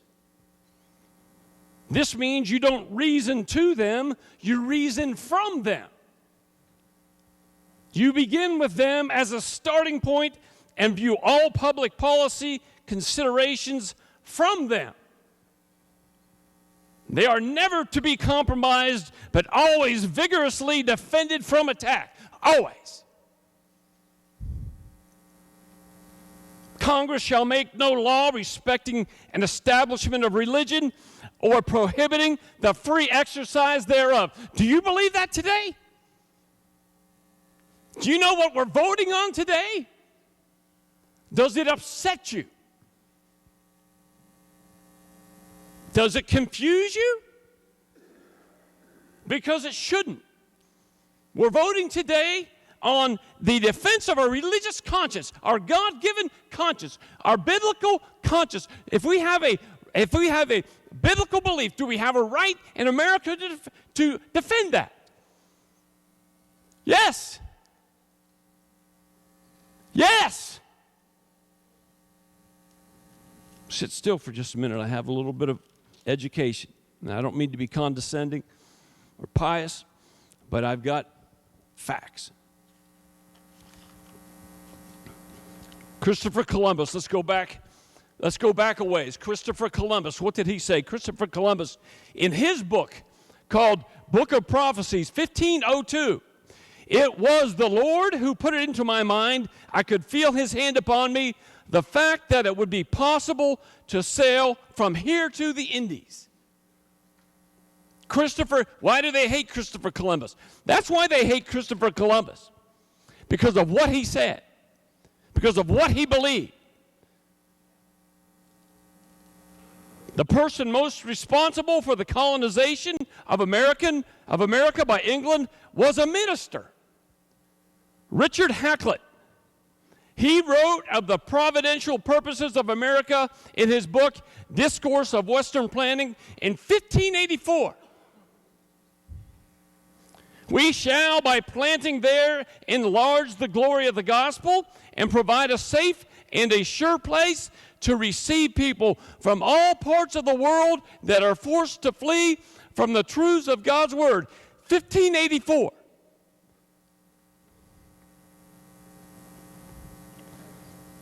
The founder of Pennsylvania, William Penn, said, after receiving a charter for land in America, "My God that has given it to me will, I believe, bless and make it the seat of a nation."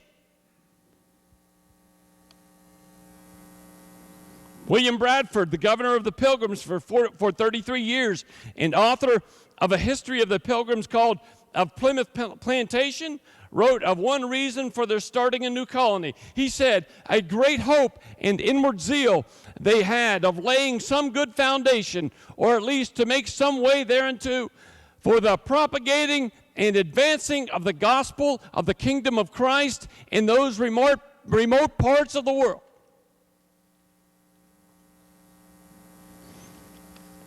Thomas Jefferson was influenced by, James Madison was influenced by the great Baptist preacher John Leland.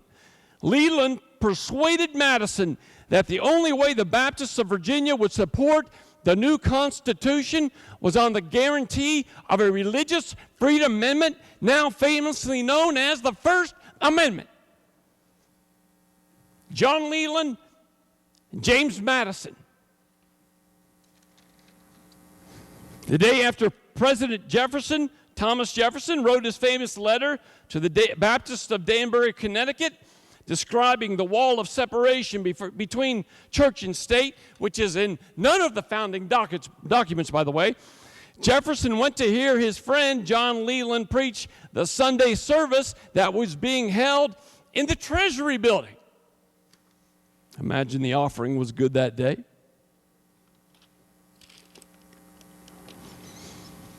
Posterity, said John Adams, posterity, you will never know how much it cost the present generation to preserve your freedom. I hope you will make a good use of it.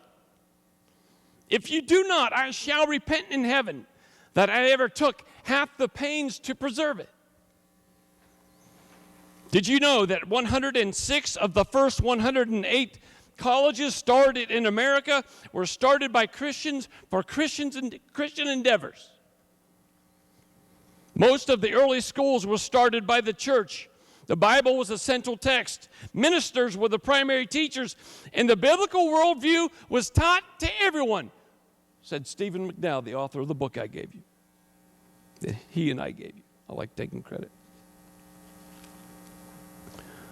The Mayflower Compact that was written by the Pilgrims on board this ship, it said the reason that they came to America was, quote, for the glory of God and the advancement of the Christian faith, end quote. That's why they came. Jamestown, the same thing. Jamestown, the first permanent colony. There was a colony that failed before Jamestown, but Jamestown was started for a godly reason. The one before that was not. Jamestown survived. 12 of the original 13 charters specifically mention the propagation of the gospel as a primary reason for their establishment. The Bible formed the basis of America's civil laws. Jamestown, the laws of the Pilgrims, fundamental orders of Connecticut, New Haven, Massachusetts. They were all formed. The Bible was the formation of all their civil laws. The textbooks were Christian. Common Core is an abomination. Common Core is so far from where we came from. Our textbooks were Christian. The New England Primer taught the Bible, taught the ABCs using Scripture. Noah Webster's blueback spellers, the New England Primer, the McGuffey readers, on and on, hundreds of millions of these sold. And our children were taught for hundreds of years in America that a biblical worldview and education, a secular beginning, this, the First Amendment, we can't defend the First Amendment, what? What? 12 of the 13 original colonies adopted the entire Decalogue, the entire 10 Commandments, into their civil and criminal laws. John Adams said the 10 Commandments and the Sermon on the Mount contain my religion. There's a professor named Donald Lutz and Charles Heinemann. They had a work they did in 1984. It's called The Relative Influence of European Writers on Late 18th Century American Political Thought. Nice and pithy, as Bill O'Reilly would say, 1984. They studied the founding era from 1760 to 1805. They studied 15,000 items of quotations to find out where these quotations, where they were from, what their source was from. Locke was quoted 2.9% of the time.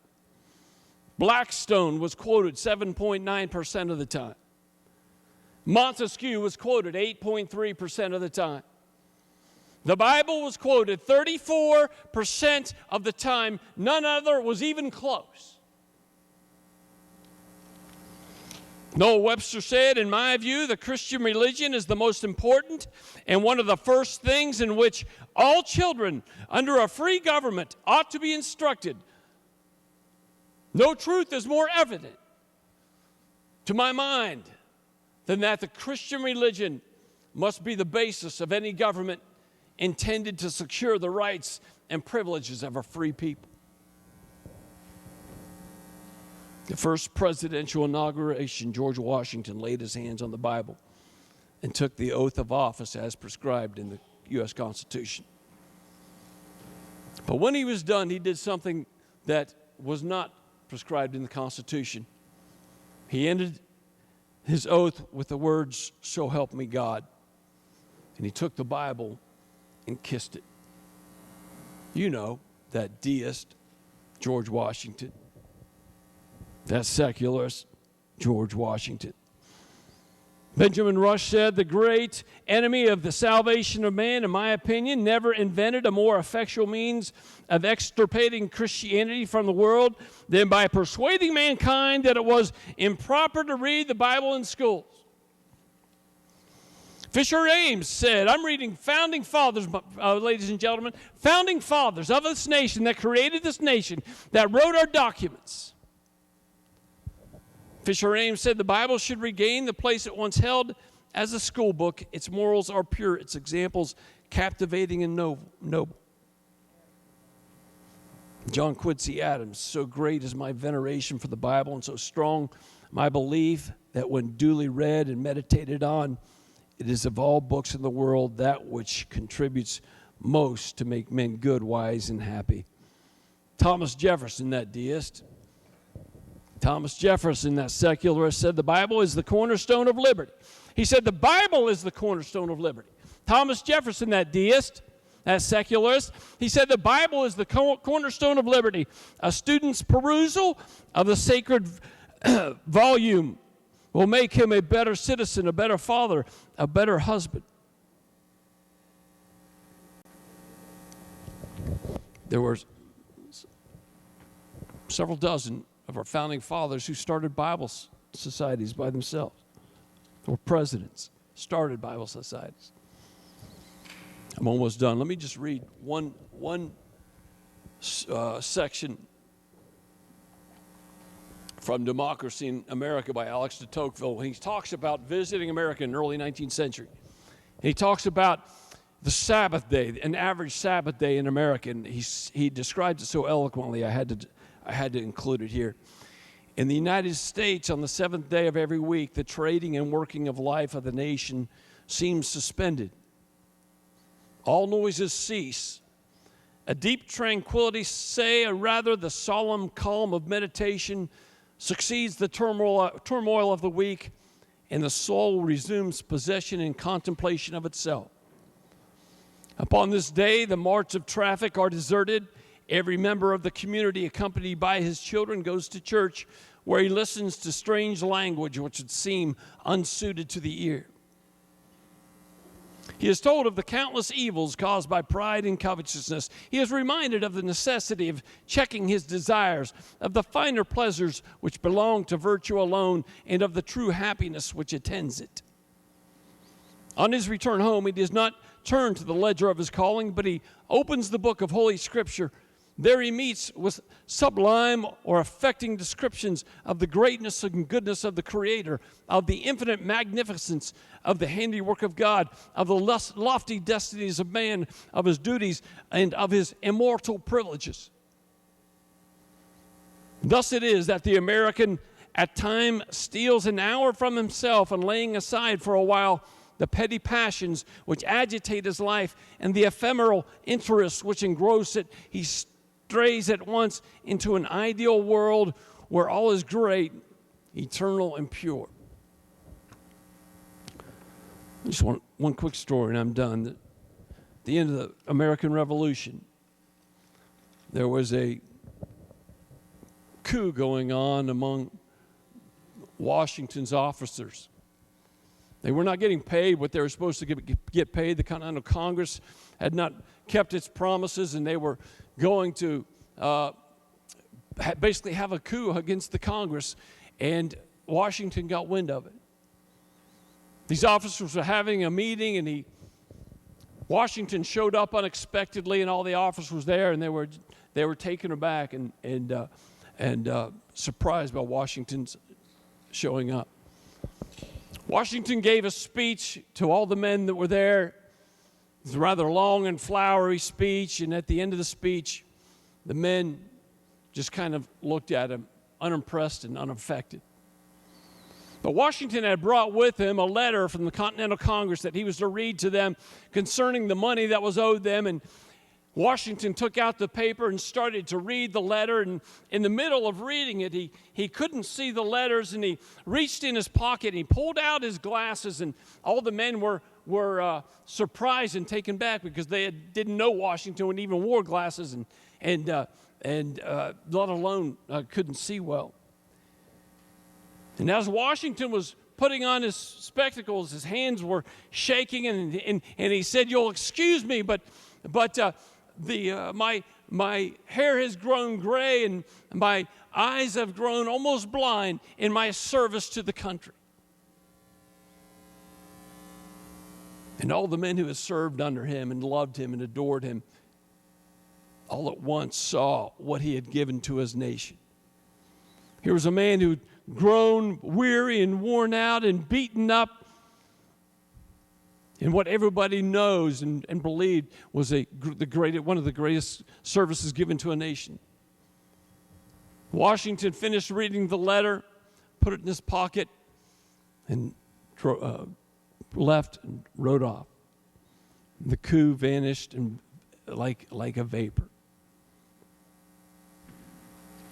My point with this is that we have generations and generations and generations who have paid a price that we've never had to for things like the First Amendment.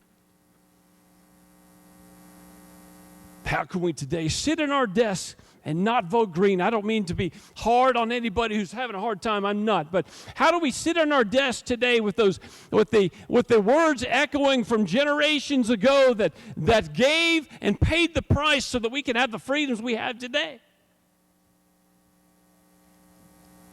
I vote yes today, Mr. Speaker, and I urge my fellow members to do the same. Thank you. Are there further members desiring to speak to the passage of the bill before I recognize the gentleman from the 27th to close debate? Gentleman from the 19th, Delegate Perdue.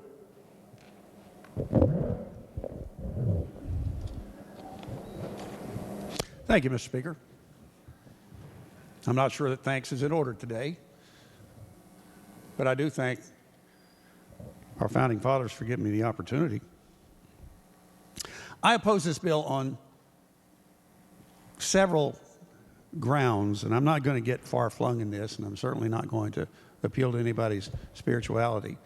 I am a deist because I believe in a creator who is mine, and no one else's necessarily, but in mine. But what I would speak to is one part of this legislation I think really can cause significant harm to the citizens of the state of West Virginia. It has nothing whatsoever to do with their rights. Well, it does, but not necessarily with regard to their ability to practice their religion. West Virginia is rated number 4 in the country, number 4, in terms of the number of immunizations it provides to its children. I believe this law will cause a tremendous, perhaps thousands, of opportunities for courts to visit whether or not you can have a religious exemption from immunization. Now, whether that's appropriate or not is, in terms of the legalities, I'm not arguing that. What I am saying is that it offers the opportunity for the state of West Virginia to have any number of situations where a disease prevalent in society, which could be protected against, will not be. I think this is the one thing that we've not seen here, something that's been hidden from our view. Now, I believe very strongly that we should have the right to address the court system on issues that we think affects our rights. I have some sincerely held religious beliefs with regard to Genesis 1:26. But I won't discuss those today because that's not why I'm here. I'm here to talk about laws or a law that can affect people and not animals. So I would suggest, ladies and gentlemen, we need to think very strongly about what the governor of Arizona spoke to, is the unintended consequences. There will be. There absolutely will be. And I really have to refer to that tenet in the Hippocratic Oath where it says, first you should do no harm. I think that that's what we should do here. We should do no harm. I believe the First Amendment does offer protections. But I also believe that with regard to what we're talking about here, is those protections may be extended into fields that could cause tremendous harm to our citizens. For that reason, I'll be opposed to this legislation. Jonathan, 67th, Alex Skinner. Thank you, Mr. Speaker. 2 years ago, we were poisoned by a chemical. Today, the poison is prejudice. Today, we are being hacked by hate and split by bigotry. The one thing that we learned in committee and from the gentleman from Mercer who spoke earlier is that we have powerful protections under the First Amendment and under the West Virginia Constitution. We've learned that we don't need to restore anything, that these protections are in place today. So what is the reason for this bill today? One of the sponsors said, the reason for this bill is because of gay rights. That's a fact. Another one of the sponsors said the bill was needed because of gay marriage. That's a fact. The organization that's been lobbying for this said it was needed because of sinful and depraved behavior.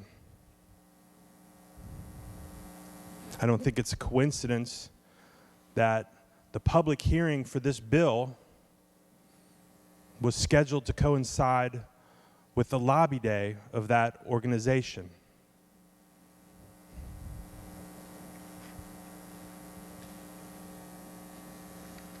Just this week, the gentlelady from Marion pointed out that a government official said some very unkind things. Imagine on your wedding day, excited and with your family, you went to get a civil marriage, not a religious marriage, a civil marriage, and you went to the clerk's office. And the deputy clerk said to you, "You're an abomination." That happened just up the road this past week. That deputy clerk said, "Your relationship is wrong."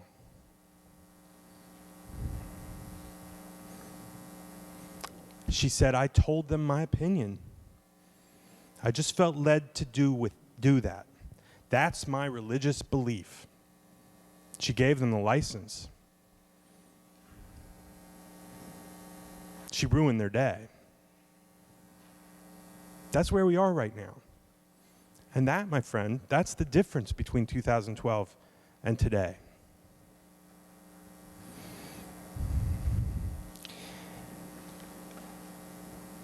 I think one of the loveliest things that I've heard today actually came from the gentlelady from the 31st.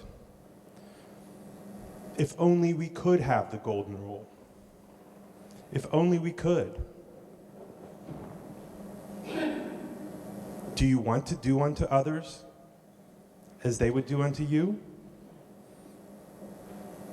I expect that the gentleman from Mercer, when he gives his close, will say there's been a lot of spin today, a lot of untruths. Here's what we know. That what we publicly heard about this bill is that the reason for this bill is because of gay people. This is not the time for us to go down this road. This is not the time to bring down ridicule and scorn on this state and put ourselves in the national eye. And why? We don't have to. All of the religious protections we need, we have. Click your heels 3 times, you're already home. We've got it. We don't need this. We heard about it in the Judiciary Committee. You have the right to sue right now. You get attorney fees right now. You have it. Why do we need this?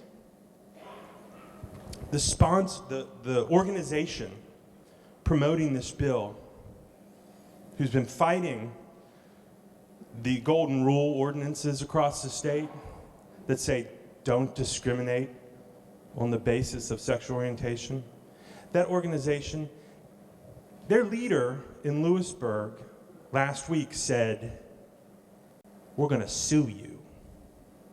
We're going to sue the town of Lewisburg. And Lewisburg did a beautiful thing. People on both sides of the spectrum came together and unanimously said, we're not going to discriminate in Lewisburg. I know there are a few people in this room, perhaps many, who know in their heart that this bill is not a good thing. And they are concerned that they will be held up and ridiculed, perhaps by the organization that's supporting this bill. Don't be led down that path. Don't be scared.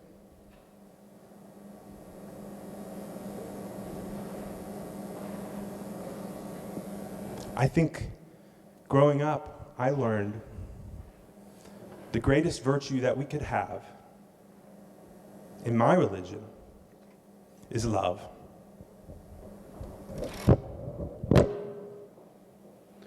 John from the 50th, Delegate Caputo. Thank you, Mr. Speaker, and I just have a very, very brief comment, if I might. I listened to a gentleman from the 10th and talked a lot about scripture and things that was said in the 1500s and the 1600s, and I'll be the first to tell you I don't know about any of that, but I did receive an email at 7:51 this morning from a Reverend D.D. Meehan, a very respected Methodist minister in Marion County, respected by everyone in the religious community. This didn't happen 300 or 400 years ago. This happened at 7:51 a.m. this morning. And I just want to share with you what he said. He said, this religious liberty bill, he calls it, will set West Virginia back 150 years. Please don't do this. John from the 52nd, Delegate Schaefer.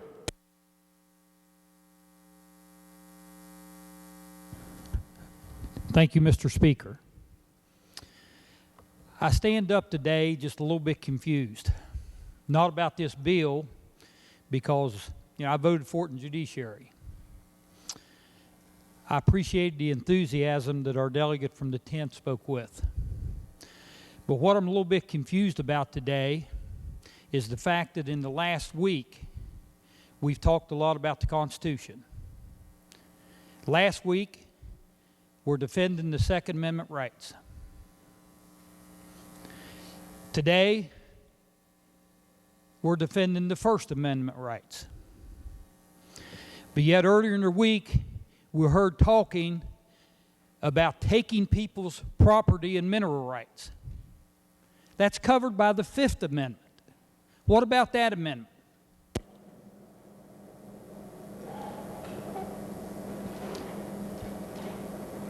I attended a program last night in honor of our speaker. I say that because he received the Delegate of the Year or Legislature of the Year. And basically, the reason for was the tort reform that this body did last year, which in turn violated the Seventh Amendment. Everybody know what the Seventh Amendment is? I'm going to read it to you.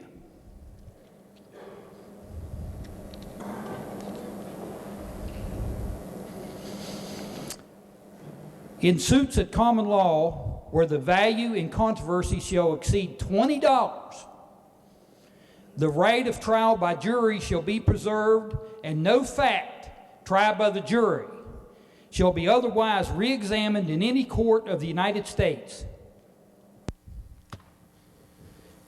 And this body has taken the rights of the West Virginia citizens when it comes to the jury trials. We sat in judiciary yesterday and spent 5 hours debating about people voting, and that you have to have an ID to vote. There were several senior citizens in that judiciary, and I think every one of them sat there and opposed that. But yet it still passed. Passed right along party lines, exactly. We heard from the Council on Judiciary that the Constitution gives you the right to vote. The right to vote has been brought up more times in any amendments than any other issue. 4 times we've expanded the people that can vote. But yesterday in Judiciary, Gentleman may state his point. Gentleman for the 51st. The commentary he's making is not related to the bill, sir. The gentleman was trying to give you a little bit of latitude there, but I would ask that you redirect your comments to the bill that's in front of us. Thank you, Mr. Speaker. I believe that the comments are towards the bill. I believe when our honored judiciary chairman stood up and spoke, he talked about the constitutionality of this bill and how the First Amendment, and that's what I'm talking about. I'm talking about the Constitution. As I said, if you please redirect your comments back toward this. Again, I'm trying to give members latitude to discuss this because I know it's a very important piece of legislation and people have various views on it. So I'm trying to give latitude, but at the same time, we need to keep our remarks related to the bill that's in front of us. So I would ask that you direct your comments to that. Thank you very much, Mr. Speaker. First Amendment rights, given to you by the Constitution, the same way all your other rights are. And we slowly pick them off. I stand here in support of this bill because I think when it comes to a balancing test is good. But you know, your balancing test before a court of law in regards to this amendment and whether you're going to be discriminated against is like your balancing test one day when you're going to be standing before someone else that's judging you. And they're going to look at your religion. They're going to see, is your religion like water? Now, water can be a solid, it can be an ice, it can be a liquid, it can be water, or it can be a vapor, it can be a gas. And that's what this balancing test is about. Do you live what you're wanting to stand up for and not do something for someone else? What does your life mean? And that's the way it is with the Constitution. You're either for it or you're against it. Now, I'm going to vote for this bill.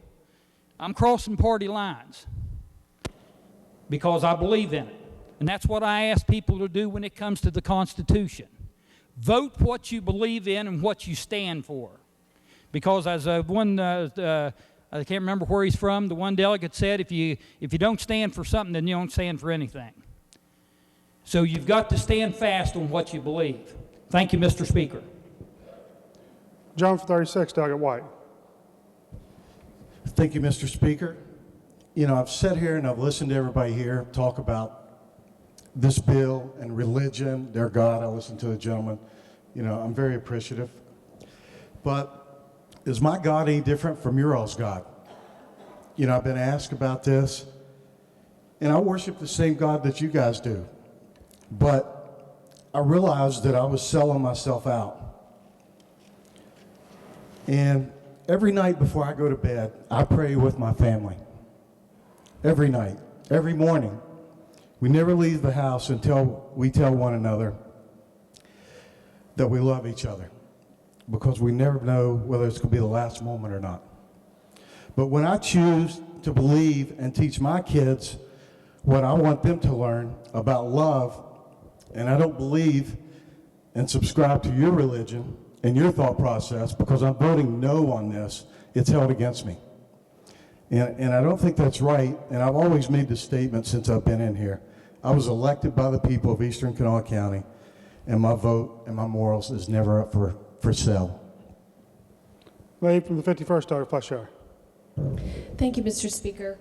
I think this bill, again, is a solution in search of a problem. We already have a solution, and that's the Constitution.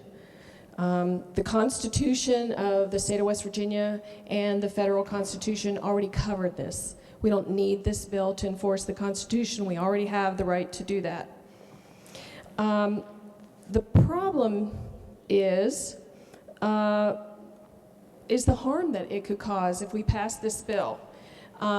People differ on what the purpose of it is, but it is going to be perceived, and I perceive that the purpose is to discriminate.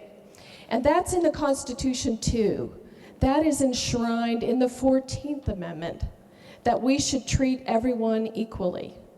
And everyone in this room has a relative or a friend who is lesbian or gay or transgender. Everybody does. You all know you do. And you don't want them to be hurt or harmed. And you want them to be able to have a job and have a place to live. That's part of the Constitution too. And just because it wasn't passed in 1789, it was voted on, the 14th Amendment was voted on by Congress and by the states, and it's a part of our Constitution. And that's a good thing. Because minorities in our country, under our Constitution, are protected. Sometimes the majority isn't very nice to minorities. And that's what's happened with gay and lesbian people. They are discriminated against. And we have a decision in West Virginia, Allen versus White, and it interprets our Human Rights Act, and it looks at our state. Our state was founded in the process of getting rid of slavery. And that decision said discrimination in West Virginia is akin to treason. So there's a pretty good argument that under the Constitution and under the cases that interpret the Constitution, because the Constitution is not the only document. The Constitution gave the authority to the courts to interpret it. So under our Constitution and our cases, we have, in our state especially, a very strong principle that we should not discriminate because of the harm that it causes. It causes harm to people that are friends and neighbors of yours. It is very painful. It is very painful when someone says you can't marry someone else that you're in love with because they have a different skin or because they are the same gender. Discrimination against African Americans was so long in our country, and it still continues. It's hard to imagine that people weren't allowed to drink out of the same drinking fountain. But just think of all those kids that had to grow up with that. And I had cases when I started my law career where children in Marion County were not allowed to swim in the city pool that they lived right across the street from. Just think of those kids hearing all that laughter and the splashing and the fun. Well, it's the same when it's this minority. People that didn't choose how they were born. And those people are in your family. And they probably, some of them have been scared for years to talk about it, but you love them because they're in your family or they are your close friends. This bill is an invitation to discrimination. It is an invitation to lawsuits. And like the gentleman said, we don't want to be on the wrong side of history. Come on. You need to vote against this bill because it's in the best interest of the citizens of our state to protect minorities and to not have us subject to a nationwide boycott of companies, of the NCAA, and I urge rejection of this bill. John, for 30 seconds, delegate passed. Thank you, Mr. Speaker. I would like to just take a brief moment to provide some real-life examples of where a RFRA law has come into play. In the state of Illinois, after a church's application for a special use permit allowing the church to be located in a commercial zone was denied, the church brought an action seeking to enjoin the city from actually, the city brought the action seeking to enjoin the church from committing zoning violations. The Supreme Court of Illinois found that the city had substantially burdened the church's religious exercise and did not satisfy strict scrutiny in doing so, in essence, finding that the denial of the permit was arbitrary and capricious. In the state of Pennsylvania, the plaintiff churches and their leaders who had served the homeless in a city park for 2 decades sought an injunction to prevent the city from enforcing further regulations banning free food distribution to groups of people and requiring food safety regulations to be met. In that case, the court ruled that they determined that the plaintiff's religious exercise was burdened and that the city had failed to show it had used the least restrictive means in achieving a compelling interest. In the state of Texas, plaintiff religious organization that provided food to the homeless brought an action against the city under RFRA relating to food establishment ordinance. And the ordinance set regulations for religious organizations that provided food for the homeless through location and other requirements. The court found that the plaintiffs had shown a substantial burden and denied the motion to dismiss by the city.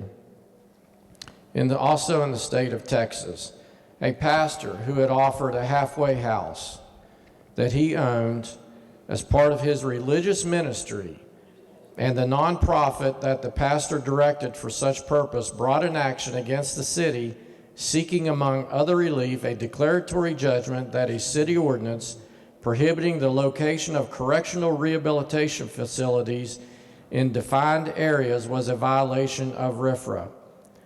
On appeal, the Texas Supreme Court held that the RFRA strict scrutiny test applied to zoning ordinances. The ordinance substantially burdened the right of religious exercise of these plaintiffs, and the city lacked a compelling interest and failed to employ the least restrictive means. Those, Mr. Speaker, are real live examples of where this law came into play and will come into play in the future. Now, the only means to defeat this bill is what we've seen demonstrated here today, calling names. Now that if you're against this bill, one would be a bigot or a hater. That's the only means to defeat this, is the spreading of false information. I just read you examples of real life cases of how this law would come into play. This law codifies existing case law. So why do we need to codify existing case law?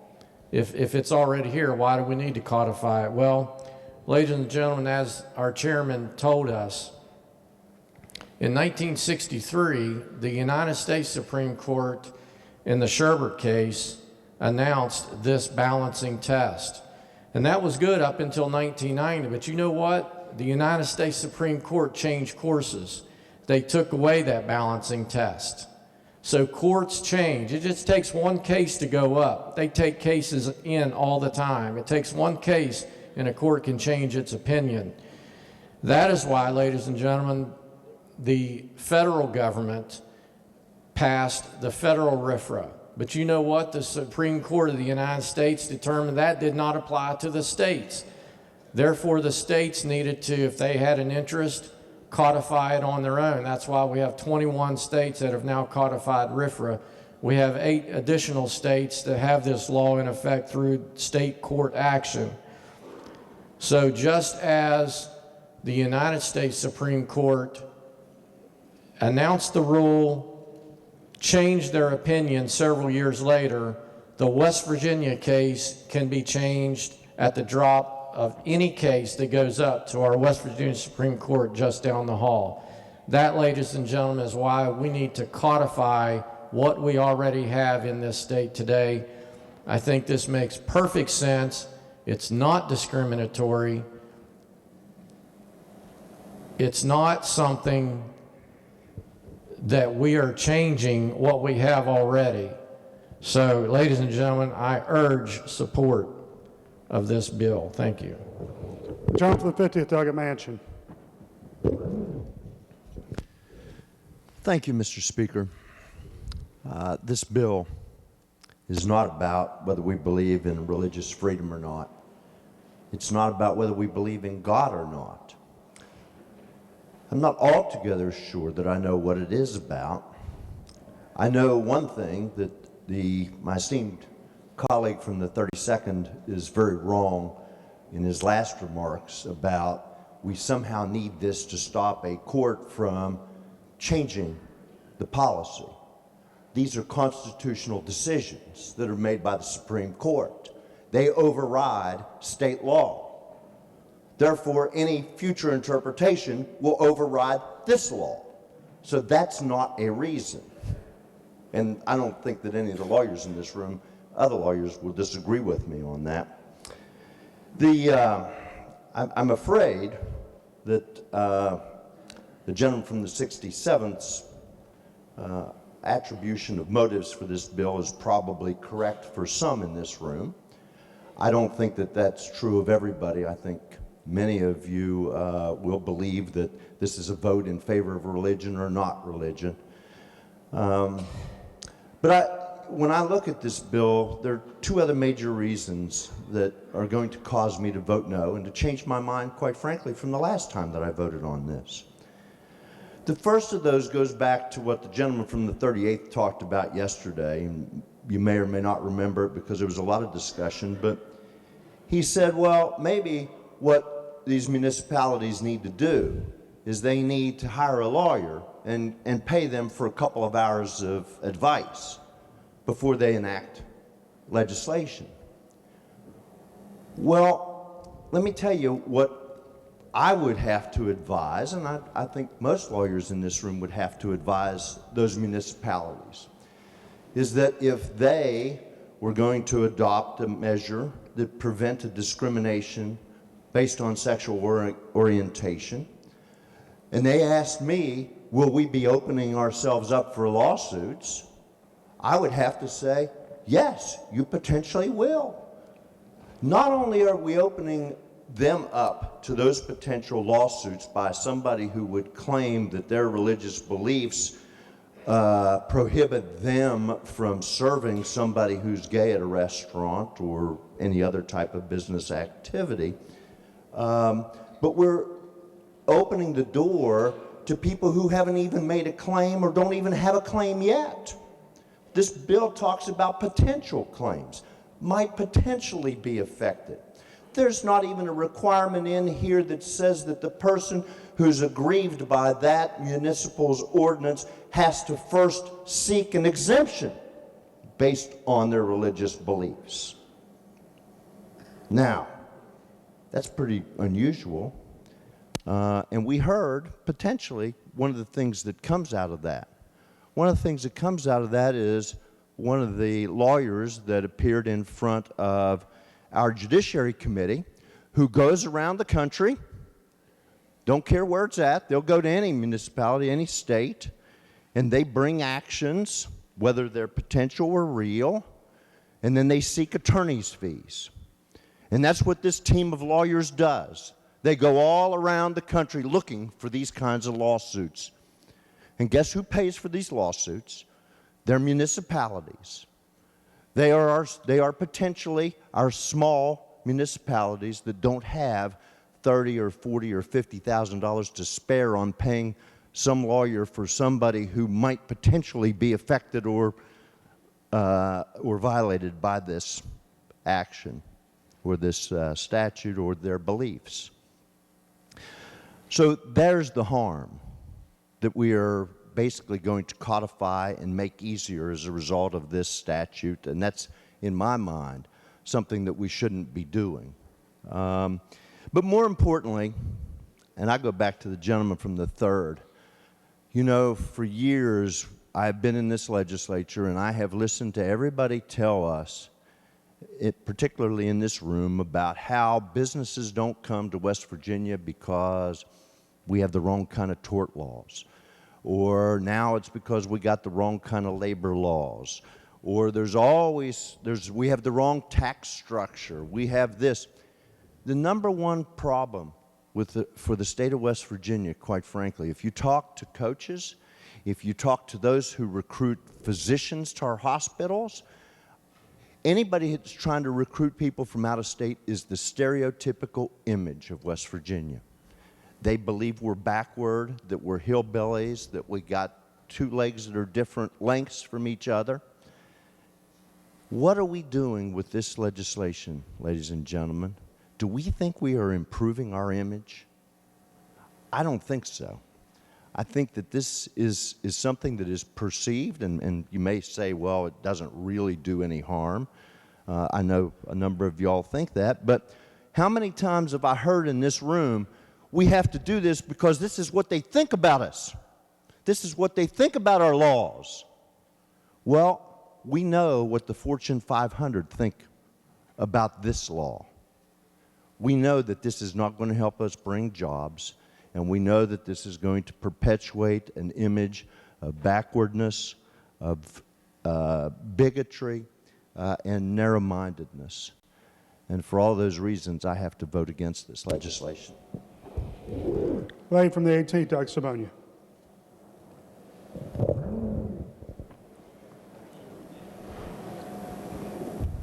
Thank you, Mr. Speaker. Ladies and gentlemen, this bill is not about bigotry. It's not about discrimination. It's not about love, and it's not about hate. It's about giving West Virginians a protection that most states, a majority of states, give the protections on the state level to their citizens. I'm going to read just excerpts of a speech that it was made by then President Bill Clinton on November 16, 1993, as he signed the Federal Religious Freedom Restoration Act. And I won't read the whole thing, but I'm going to read a few excerpts. I think that it really drives home the reason for the Religious Freedom Restoration Act. He said, "Thank you very much, and to the members of Congress, the chaplains of the House and Senate, and to all of you who worked so hard to help this day become a reality." And he went on and thanked the Coalition of the Free Exercise of Religion for the central role they played in working so hard for its passage. He said, "It's interesting to note what a broad coalition of Americans came together to make this bill a reality. Interesting to note that a coalition produced 97-3, a vote in the United States Senate, and a bill that had unanimous support in the House. I'm told that as many people in the coalition worked together across ideological and religious lines. It was a broad broad coalition of support. We all have a shared desire here to protect perhaps the most precious of all American liberties, religious freedom. Usually the signing of legislation by a president is a ministerial act, often a quiet ending to a turbulent legislative process. Today, this event assumes a more majestic quality because of our ability together to affirm the historic role that people of faith have played in the history of this country and the constitutional protections those who profess and express their faith have always demanded and cherished. The power to reverse legislation by legislation, a decision of the United States Supreme Court, is a power that is rightly, hesitantly, and infrequently exercised by the United States Congress. But this is an issue in which that extraordinary measure was clearly called for. This act reverses the Supreme Court's decision against Smith and reestablishes a standard that better protects all Americans of faith, in the exercise of their religion in a way that I am convinced is far more consistent with the intent of the founders of this nation and the Supreme Court decision. More than 50, well, I won't read part of it. I want to try to keep it brief. The free exercise of religion has been called the first freedom, that which originally sparked the development of the full range of Bill of Rights. Our founders cared a lot about religion. And one of the reasons they worked so hard to get the First Amendment into the Bill of Rights at the head of the class is that they well understood what could happen in this country, how both religion and government could be perverted if there was not some space created and some protection provided. They knew that religion helps to give people the character without which a democracy cannot survive. They knew that there needed to be a space of freedom between government and people of faith that otherwise government might usurp. They have now seen, all of us, that religion and religious institutions have brought forth faith and discipline, community and responsibility over 2 centuries for ourselves and enabled us to live together in ways that I believe would not have been possible.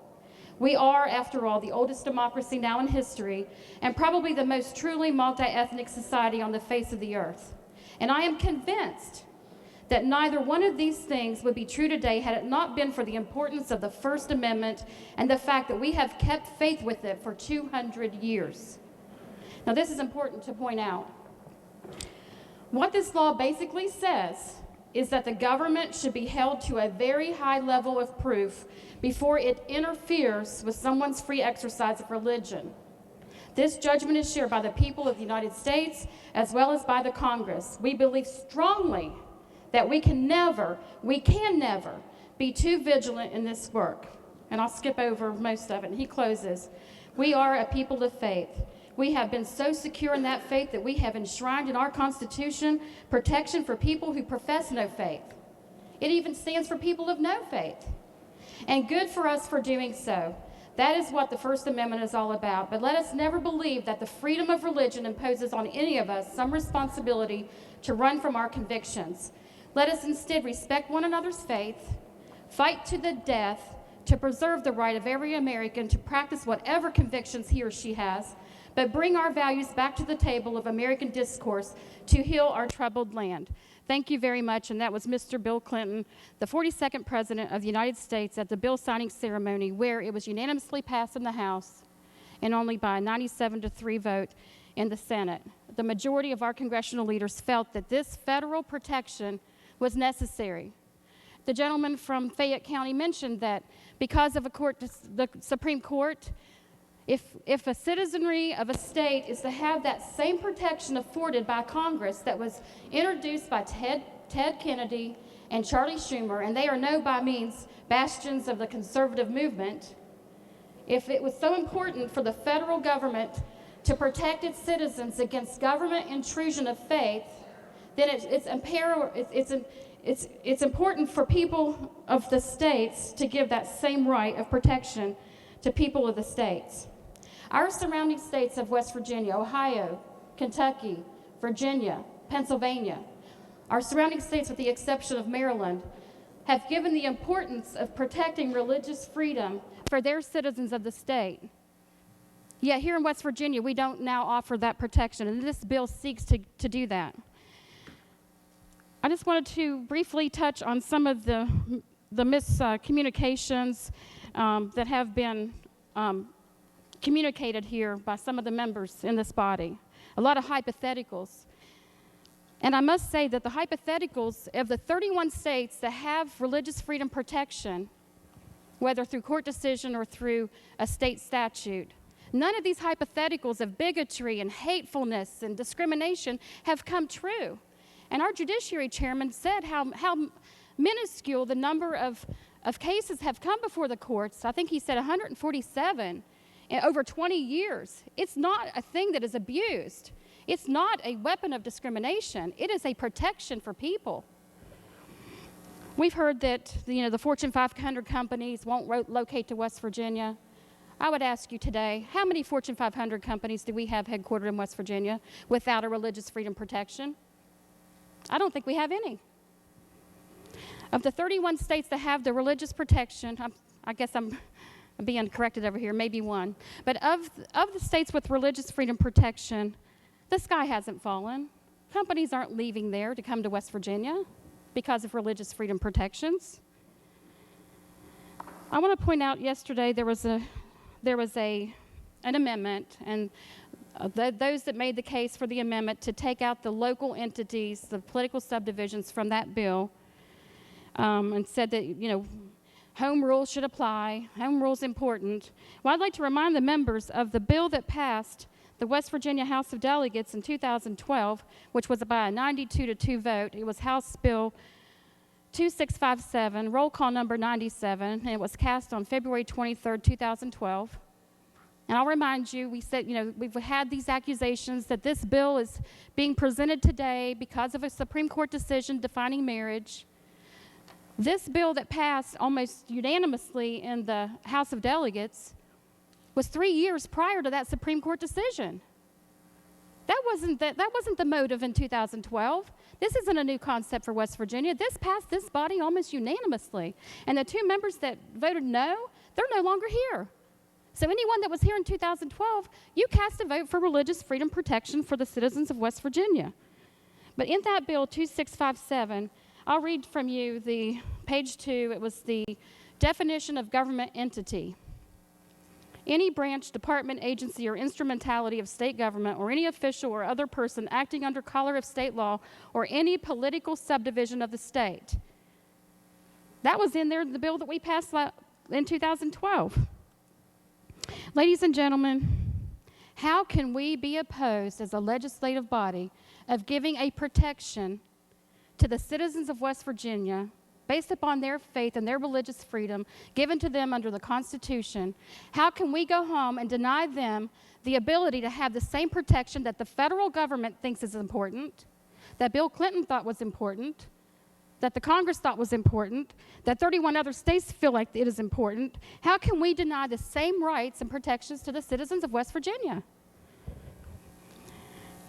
I'm going to close with reading the preamble to the Constitution of the state of West Virginia. Since through divine providence we enjoy the blessings of civil, political, and religious liberty, we, the people of West Virginia, in and through the provisions of this Constitution, reaffirm our faith in and constant reliance upon God, and seek diligently to promote, preserve, and perpetuate good government in the state of West Virginia for the common welfare, freedom, and security of ourselves and our prosperity. Ladies and gentlemen, I'm going to push the green button. I think it's important to give the people I represent the same protections that most other states in the federal government offer to their citizens. We did this in 2012 overwhelmingly, and I urge adoption of this important legislation. Thank you, Mr. Speaker. Jump to the 23rd, Doug Nelson.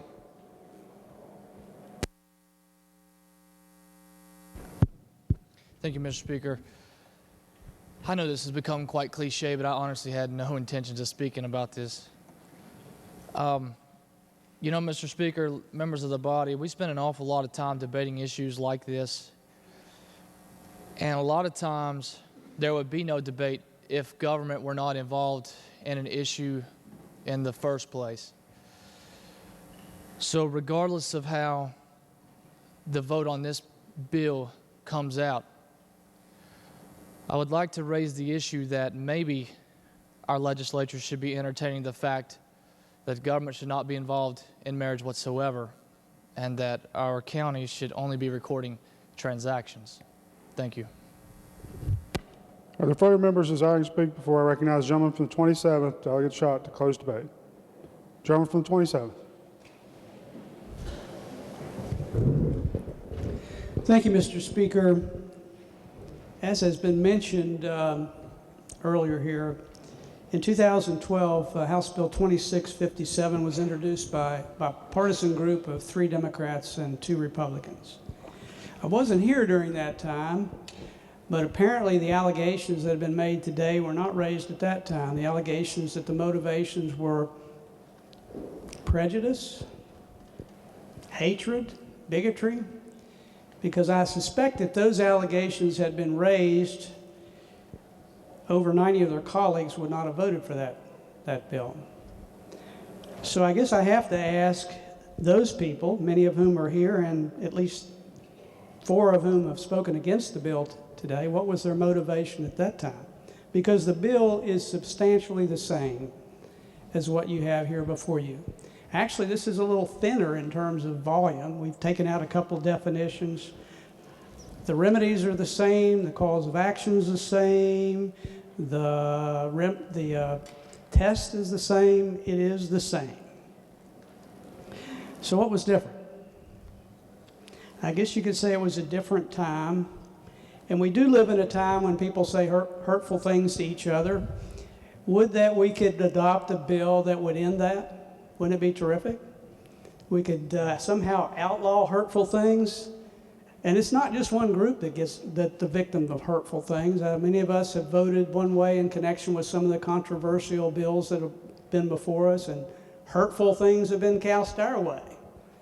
And there's no way to change that. It's going to happen. It's occupational hazard, I suppose. I think one way to illustrate and get through some of the misconceptions about this bill is to take an example as to how it would apply. And of course, we've heard a lot of hypotheticals. They've been, in my view, kind of unbalanced. So let's start with a hypothetical. We're in a community where there are many businesses, 2 of which are side by side. One of them is a photographer. One of them is a sign maker. Both of these gentlemen that run these businesses go to the same church. They read out of the same, they sing out of the same hymnal, they read out of the same Bible. It just so happens one of them is gay. The sign maker is gay. The photographer is not. On a particular day, the photographer is approached by a couple who happen to be gay, who want him to photograph their wedding. This gentleman has a sincerely held religious belief, rightly or wrongly, that conduct of participating in that ceremony would violate his religious principles. That same afternoon, a pair of Nazi skinheads come into the sign shop.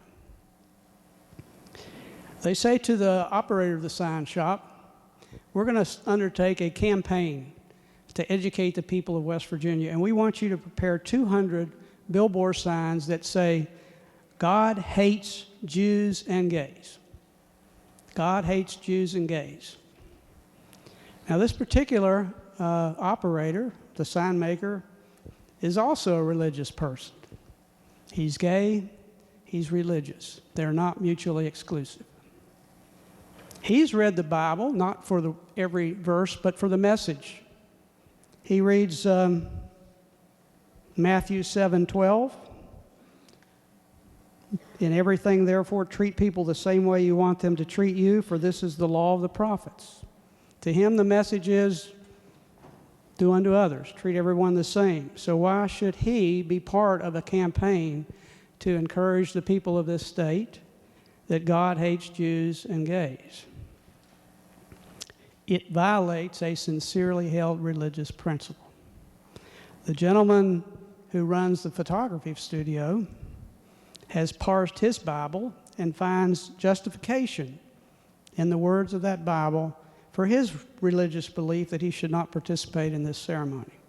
Now, one thing I've learned, it was a surprise to me growing up, I had an opportunity to be a door-to-door salesman after my freshman year in college, and I sold family Bibles, Bible dictionaries, children's storybooks, and I'd go to door, and it gave me an opportunity to talk to a lot of people about their religious beliefs, and it was amazing to me how many different beliefs there are out there.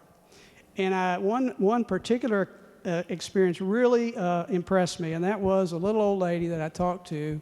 We got into a political talk, and she told me that the Bible predicted the assassination of John F. Kennedy.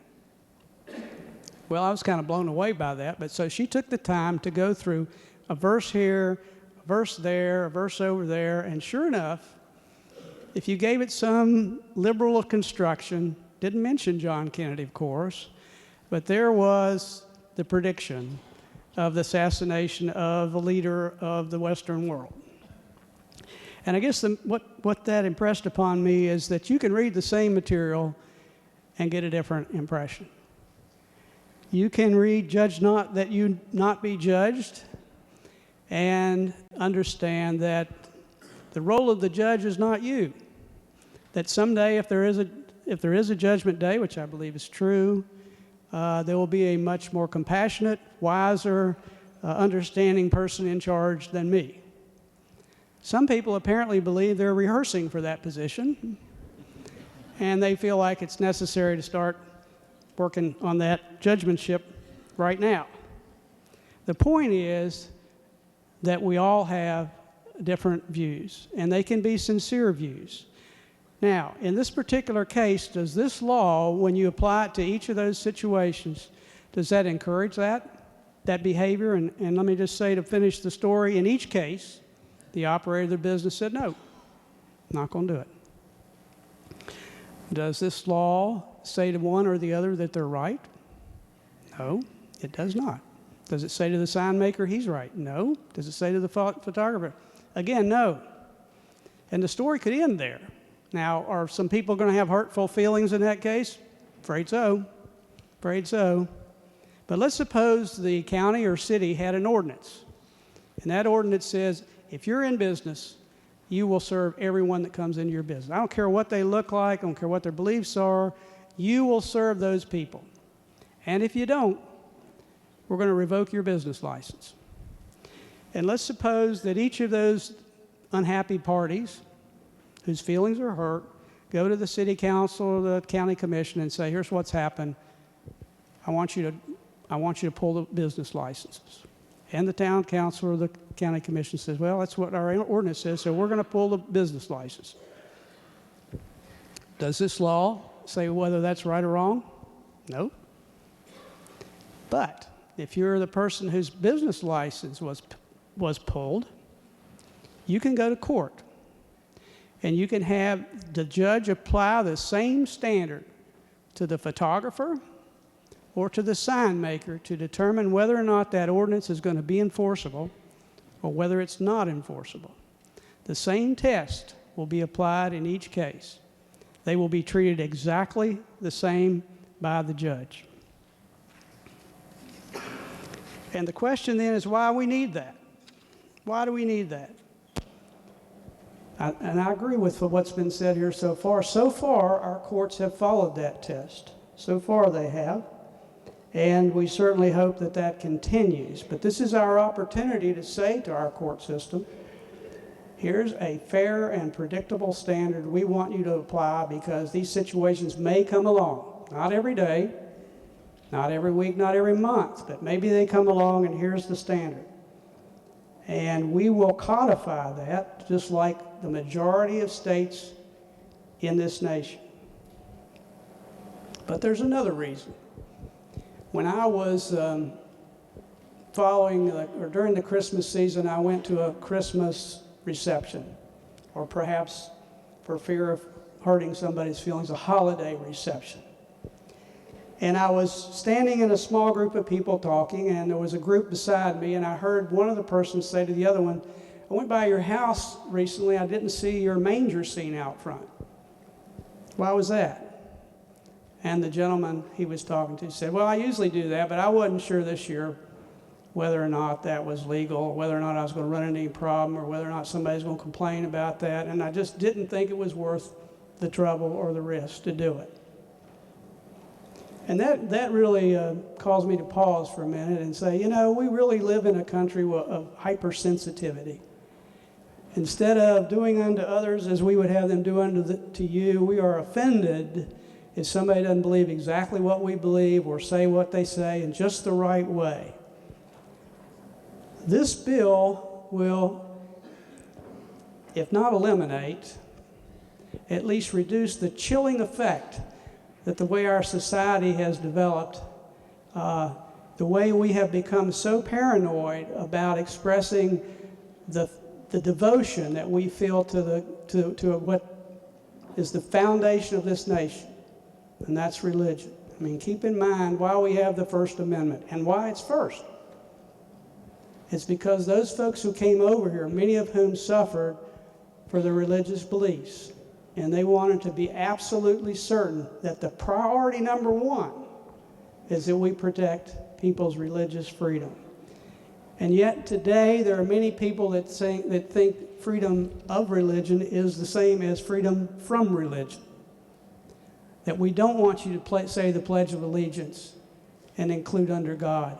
That we don't want you to put on your money in God we trust.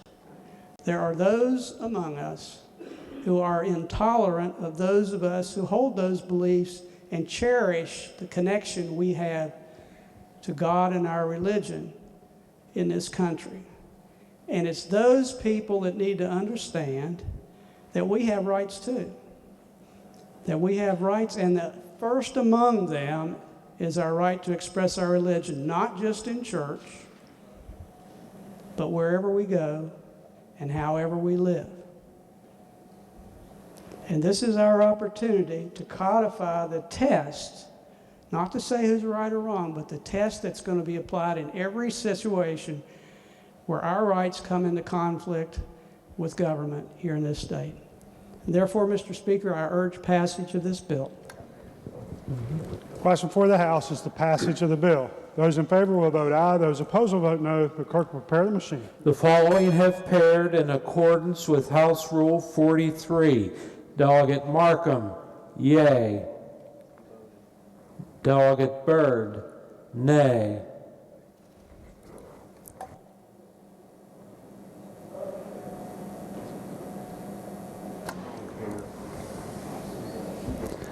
Delegate Blackwell, yea. Delegate Rowe, nay.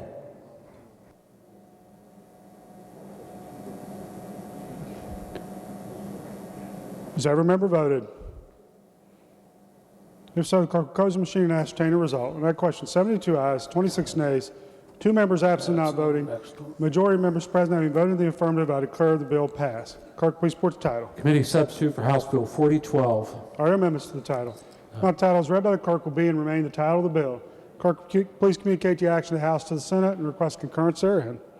Further bills on third reading. House Bill 4148, updating the meaning of federal taxable income and certain other terms used in the West Virginia Corporation Net Income Tax Act. Request for the House is the passage of the bill. Gentleman from 35th, Delegate Nelson, to explain the bill. Thank you, Mr. Speaker. This committee sub for House Bill 4148 is an annual bill that this body sees. This is updating our corporate tax structure to coincide with the federal tax structure. It will apply all changes that have been imposed federally since the end of December 1 or December 31 of 14 through January 1 of 2016. In particular, for corporate net income tax returns filed for the year 2016, those returns will now be due on the 15th of the 4th month, that's April, as opposed to what's currently in place, the 15th of the 3rd month or March. Another change is that tax-exempt corporations will now have their returns due on the 15th of the 4th month, April, instead of the 15th of the 3rd month, March. let's see here. Oh, excuse me. I think I said that wrong. It's the 4th month. They'll be extended out to the 5th month, May. It also adds one additional federal change under the Protecting Americans from Tax Hikes Act of 2015, also known as PATH, that includes a permanent extension of Section 179, which is expensing various provisions for businesses, and the extension of the first year of a 50% bonus depreciation for capital investments. The impact on our 2017 is minimal, and it's roughly $6,500 for administrative costs. Mr. Speaker, I urge passage. Are there other members desiring to speak to the passage of the bill? Not the question for the House is the passage of the bill. Those in favor will vote aye. Those opposed will vote no. Clerk, prepare the machine. Has each member voted?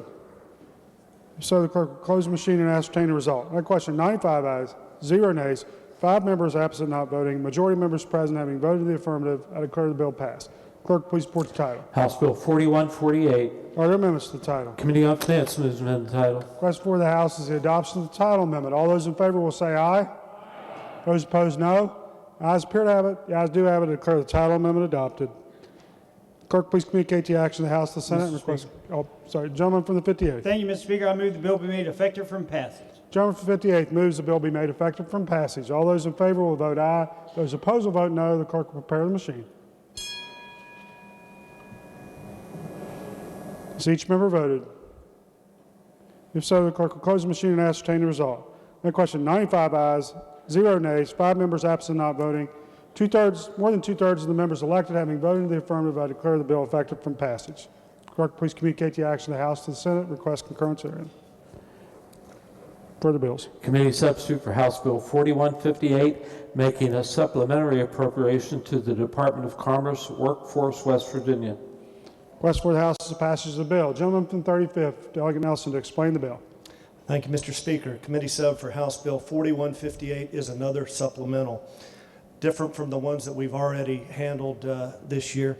This is basically taking federal block grant monies and appropriating them to Workforce West Virginia.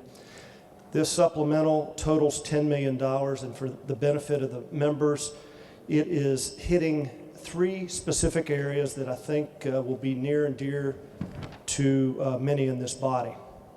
$5 million will be going is a National Emergency Grant Sector Partnership.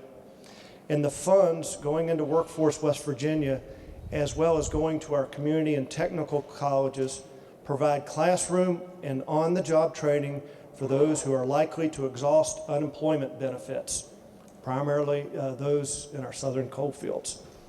There's $3 million from a United Mine Workers of America National Emergency Grant, provides re-employment and retraining services for laid-off coal miners in West Virginia. And the final $2 million, a national emergency grant for severe storms. And this award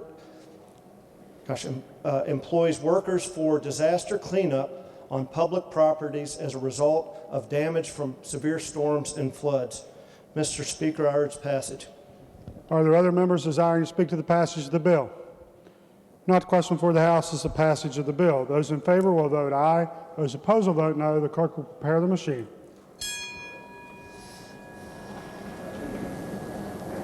Has each member voted? So the clerk will close the machine and ascertain the result. On that question, 95 ayes, 0 nays, 5 members absent not voting. More than a majority of members elected having voted in the affirmative, I declare the bill passed. Clerk, please report the title. Committee substitute for House Bill 4158. Are there amendments to the title? Not the title is read by the clerk will be and remain the title of the bill. Gentleman from the 58th. Mr. Speaker, I move the bill be made effective from passage. Gentleman from the 58th moves that the bill be made effective from passage. Those in favor will vote aye. Those opposed will vote no. The clerk will prepare the machine.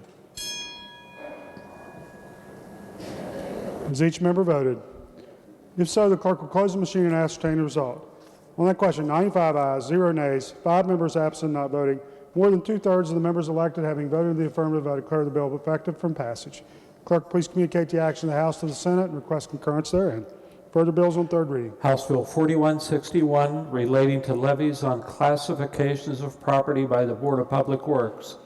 Question for the House is the passage of the bill. Gentleman from the 35th, Doug Nelson, to explain the bill.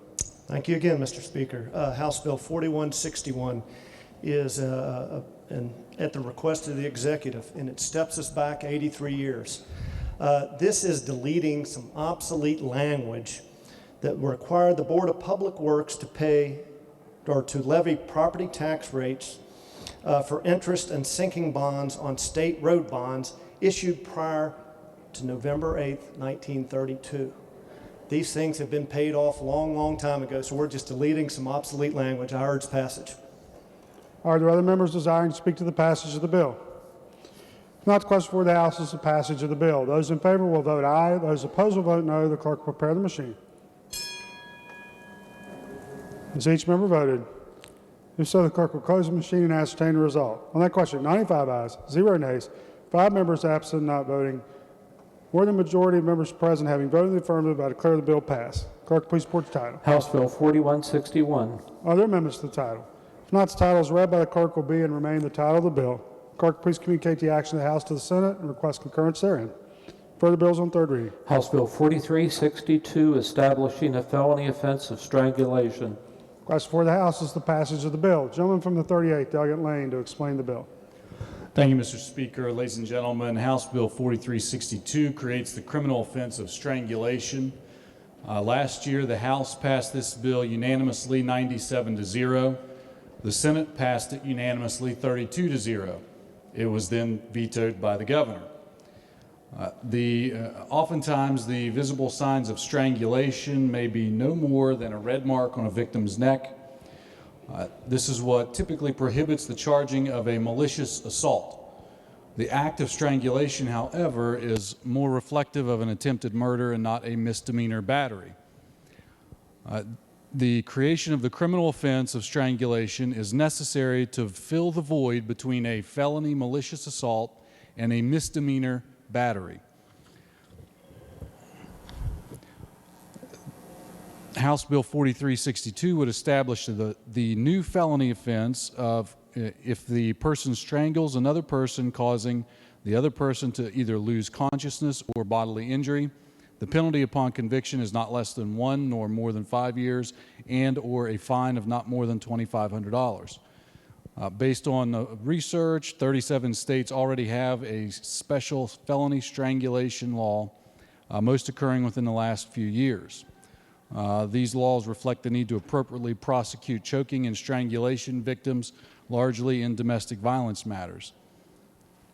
Mr. Speaker, I urge adoption or passage of the bill. Are there other members desiring to speak to the passage of the bill? Gentleman from the 19th, Delegate Perdue. Gentleman yield for a question. Gentleman yields. Yes, sir. Could I bring an action if I choke on legislation the majority brings? Only if it's choking due to strangulation.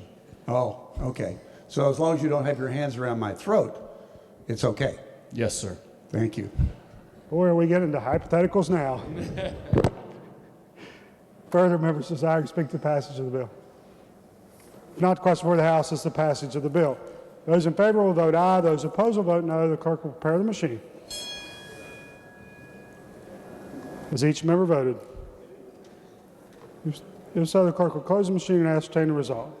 On that question, 93 ayes, 2 nays, 5 members absent, not voting. More than a majority of members present having voted in the affirmative, I declare the bill passed. Clerk, please communicate the title. House Bill 4362. Are there amendments to the title? Not the title is read by the clerk will be and remain the title of the bill. Clerk, please communicate the action of the House to the Senate and request concurrence therein. Bills on second reading. House Bill 4147, making the West Virginia Schools for the Deaf and Blind eligible to participate in any and all funding administered or distributed by the West Virginia School Building Authority. Are there amendments? Not the bill being engrossed and advanced to third reading. Bills on first reading. Senate Bill 123, treatment for sexually transmitted diseases. Bill be advanced. Senate Bill 261, bringing state code relating to daylight saving time in conformity with federal code. Bill be advanced. Committee substitute for House Bill 2615, West Virginia Small Business Capital Act. The bill be advanced. Committee substitute for House Bill 4146, providing insurance cover abuse deterrent opioid analgesic drugs. The bill be advanced. Committee substitute for House Bill 4188, relating to the development and implementation of a program to facilitate commercial sponsorship of rest areas. The bill be advanced. Committee substitute for House Bill 4218, expanding the definition of underground facility in the One Call System Act. Bill be advanced. Committee substitute for House Bill 4228, relating to transportation network companies. Bill be advanced. House Bill 4309, increasing criminal penalties for a conviction of certain offenses of financial exploitation of an elderly person. Bill be advanced. Leaves of absence. Gentleman from the 58th. Yes, Mr. Speaker, for our colleagues, delegates Blackwell, Byrd, Flanagan, and Westfall. Without objection, leaves will be granted. Remarks by members of the House. Miscellaneous business. Lady from the 9th to have remarks or announcements. Okay. Miscellaneous business. Gentleman from the 58th. Mr. Speaker, subject to announcements, I move the House adjourn until 11 a.m. tomorrow. Are there announcements? Gentleman from the 64th, delegate householder. Thank you, Mr. Speaker. The Committee on Finance will meet tomorrow morning beginning at 9 a.m. to consider legislation. The agenda is posted. Following that, the Department of Education budget hearing will be directly after. The committee will also meet on Monday at 2 o'clock for the School Building Authority budget hearing and will consider legislation directly after. And the agenda will be posted. Gentleman from 38, delegate Lane. Thank you, Mr. Speaker. The Committee on the Judiciary will meet this afternoon at 3:45. This afternoon at 3:45 and tomorrow morning at 9 a.m. The agendas will be posted. Gentleman from the 61st, delegate Duke. Thank you, Mr. Speaker. 3 announcements regarding your Committee on Education. The first today at 4 o'clock, your subcommittee on school aid formula will meet today in the Education Committee room. The agenda will be posted. Secondly, at 5 o'clock, we will resume our full House Education Committee in discussion of House Bill 4014. And third, your Committee on Education will meet in the morning, Friday, February the 12th at 9 a.m. The agenda is posted. Thank you. Lady from 31st, delegate Arbon. Thank you, Mr. Speaker. Your Committee on Government Organization will meet at 9 a.m. tomorrow, February 12th, in the Government Organization Committee Room, 215 East. The agenda will be posted. Lady from 49th, delegate Summers. Thank you, Mr. Speaker. There will be a public hearing immediately following the session today in the chamber on House Bill 4334. The Republicans will then caucus in the chairman's office for the Health Committee at 3 p.m. And your Committee on Health and Human Resources will meet at 3:30 in room 215E. The agenda is posted. Gentleman from the 53rd, delegate Smith. Thank you, Mr. Chairman. Your Committee on Energy will meet at 2:40 today in the House Judiciary Committee room, and the agenda has been posted. Lady from the Mr. Speaker. Thank you. Lady from the 18th, delegate Sabonia. Thank you, Mr. Speaker. Permission to return to the second order of business. Without objection, lady may proceed. Ladies and gentlemen, I'd like to introduce with us today from Barboursville, West Virginia, my personal practitioner. She's a nurse practitioner from Barboursville. Her name is Julie Brewer. If you would please make her welcome.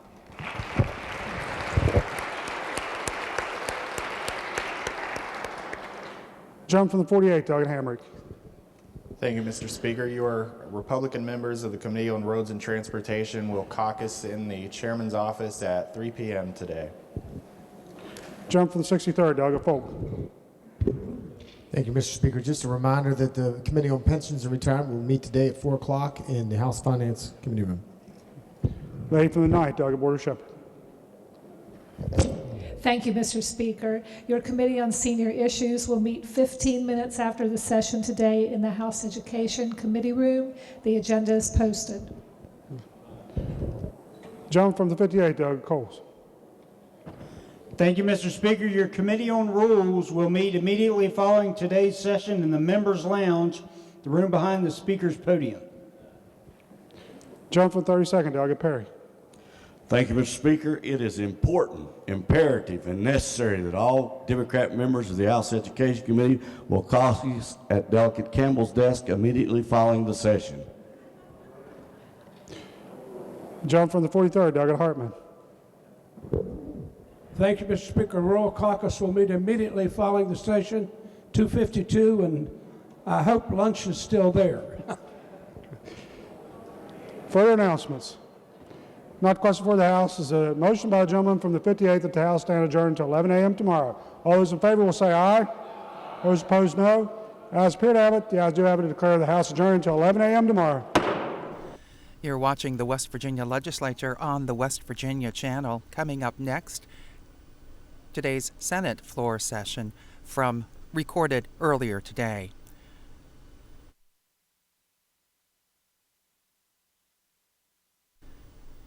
Spirited debate in the House today on the passage of House Bill 4012 of the West Virginia Religious Freedom Restoration Act. The vote was 72 to 26. Now, here's what the Senate was doing while the House was in session.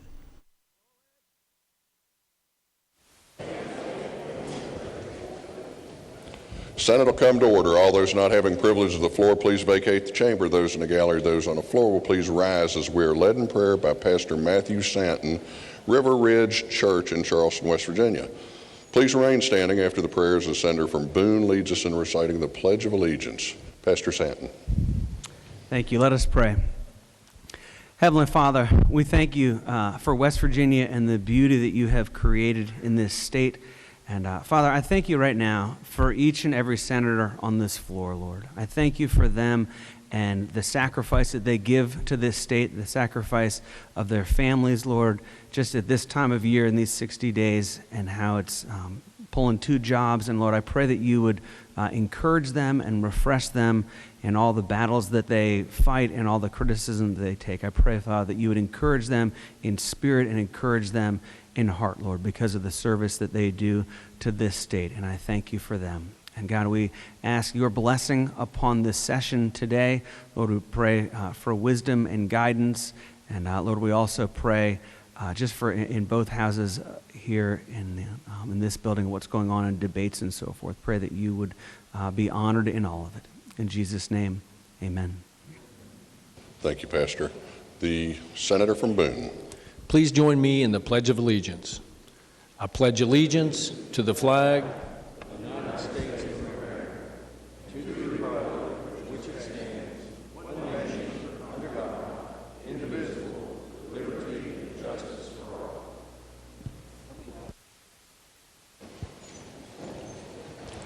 Reading of the Journal. West Virginia Legislature, Senate Journal, February 10th, 2016. The Senate met at 11 The Senator a.m. from Nicholas requests unanimous consent that further reading of the Journal be dispensed with. The Journal be approved. Is there objection? Chair hears none. Further reading of the Journal is dispensed with. The Journal is approved. Introduction of guests. On behalf of the Senate, it's my pleasure to welcome our honorary pages for the day. Please stand and be recognized as your name is called. As guests of the Senior Senator from the 17th, Stevie McCollum and Lucas Summers. As guest of the Senator from Nicholas, Quinn Raffo. As guest of the Senator from Jackson, Chessa Dawn Sigmund and Haley Brown. As guest of the Senator from Logan, Alan Paugh. As guest of the Senator from Cabell, Benjamin Adkins. As guests of the Senator from Greenbrier, Andrew Fleshman and Nicholas White. Please give our pages a round of applause.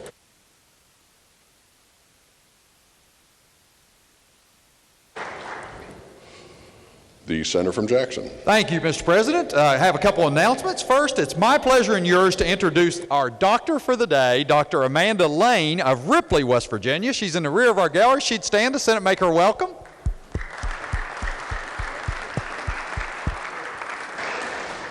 Also, Mr. President, very pleased to have escorting our pages for the day. Escorting Hallie Brown is her mother, Missy Atkins, and also escorting Chessie Sigmund is her mother, Melissa Sigmund. They're in the rear of our gallery. If they would stand, the Senate make them welcome. They were there. They were. Further introduction, Senator from Boone. Thank you, Mr. President. On behalf of the Senator from Logan, we're very pleased to have in the South Gallery some members of the Boone County Association of Retired School Employees, former teachers and mentors of mine. Mr. President, Tom and Nancy Bias, Don Miller, Don Nelson, and Gary Bell, if they would stand, the Senate make them welcome.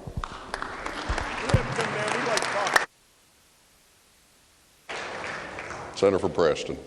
Thank you, Mr. President. On behalf of the Senator from Taylor, the Senior Senator from the 13th, and the Senator from Marion, in the South Gallery, we'd like to recognize the 8th grade students from Trinity Christian in Morgantown who are attending the Senate session with their teacher, Kaylin Pearson, as part of the Youth and Government Seminar. Please stand and the Senate make them welcome.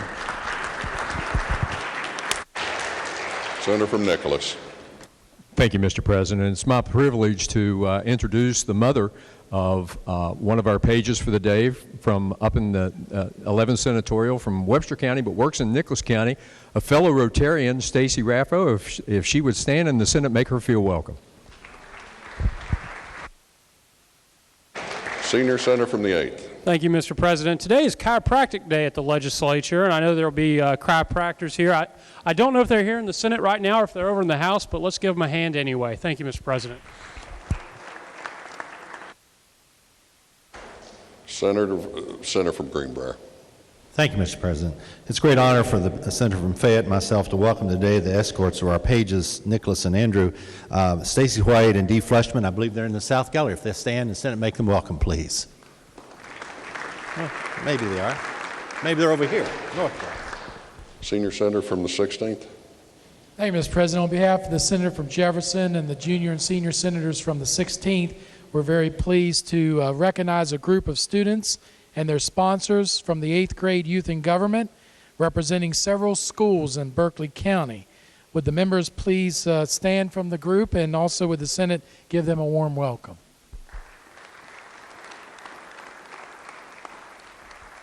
Senator from Cabell. Thank you, Mr. President. On behalf of the senior senator from the 5th, it's my honor to introduce some folks that are here from Milton on the Mud River. That would be Jim and Angie Adkins, who are, I think, seated in the South Gallery. Stand and please, the Senate, make them feel welcome.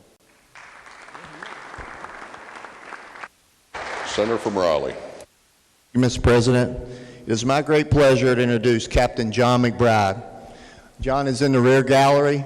He is a WU graduate, retired naval officer, and NASA astronaut. Would everybody please make John welcome?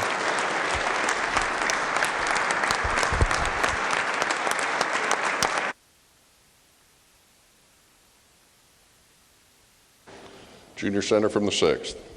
Thank you, Mr. President. He doesn't know I'm going to announce him, but I see we have us with here today Randall Reed Smith. I don't know his official title, but he keeps the Culture Center going and many other things in this state with fairs and festivals, and I think we all need to stand and make him feel welcome.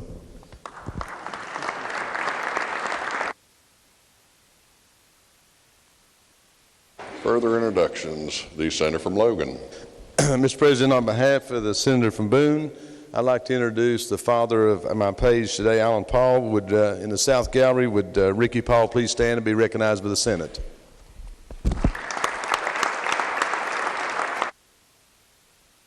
Senator from Jefferson. Thank you, Mr. President. On behalf of the senior senator from the 16th and myself, I wanted the Senate to give a warm welcome to the father of one of our pages today. Is in the gallery behind me is the Reverend George Schramm from Shepherdstown. Senate, please make him welcome.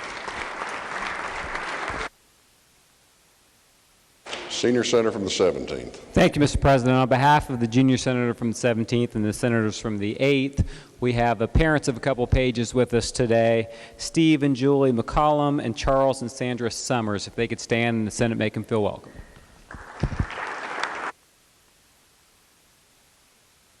Further introductions.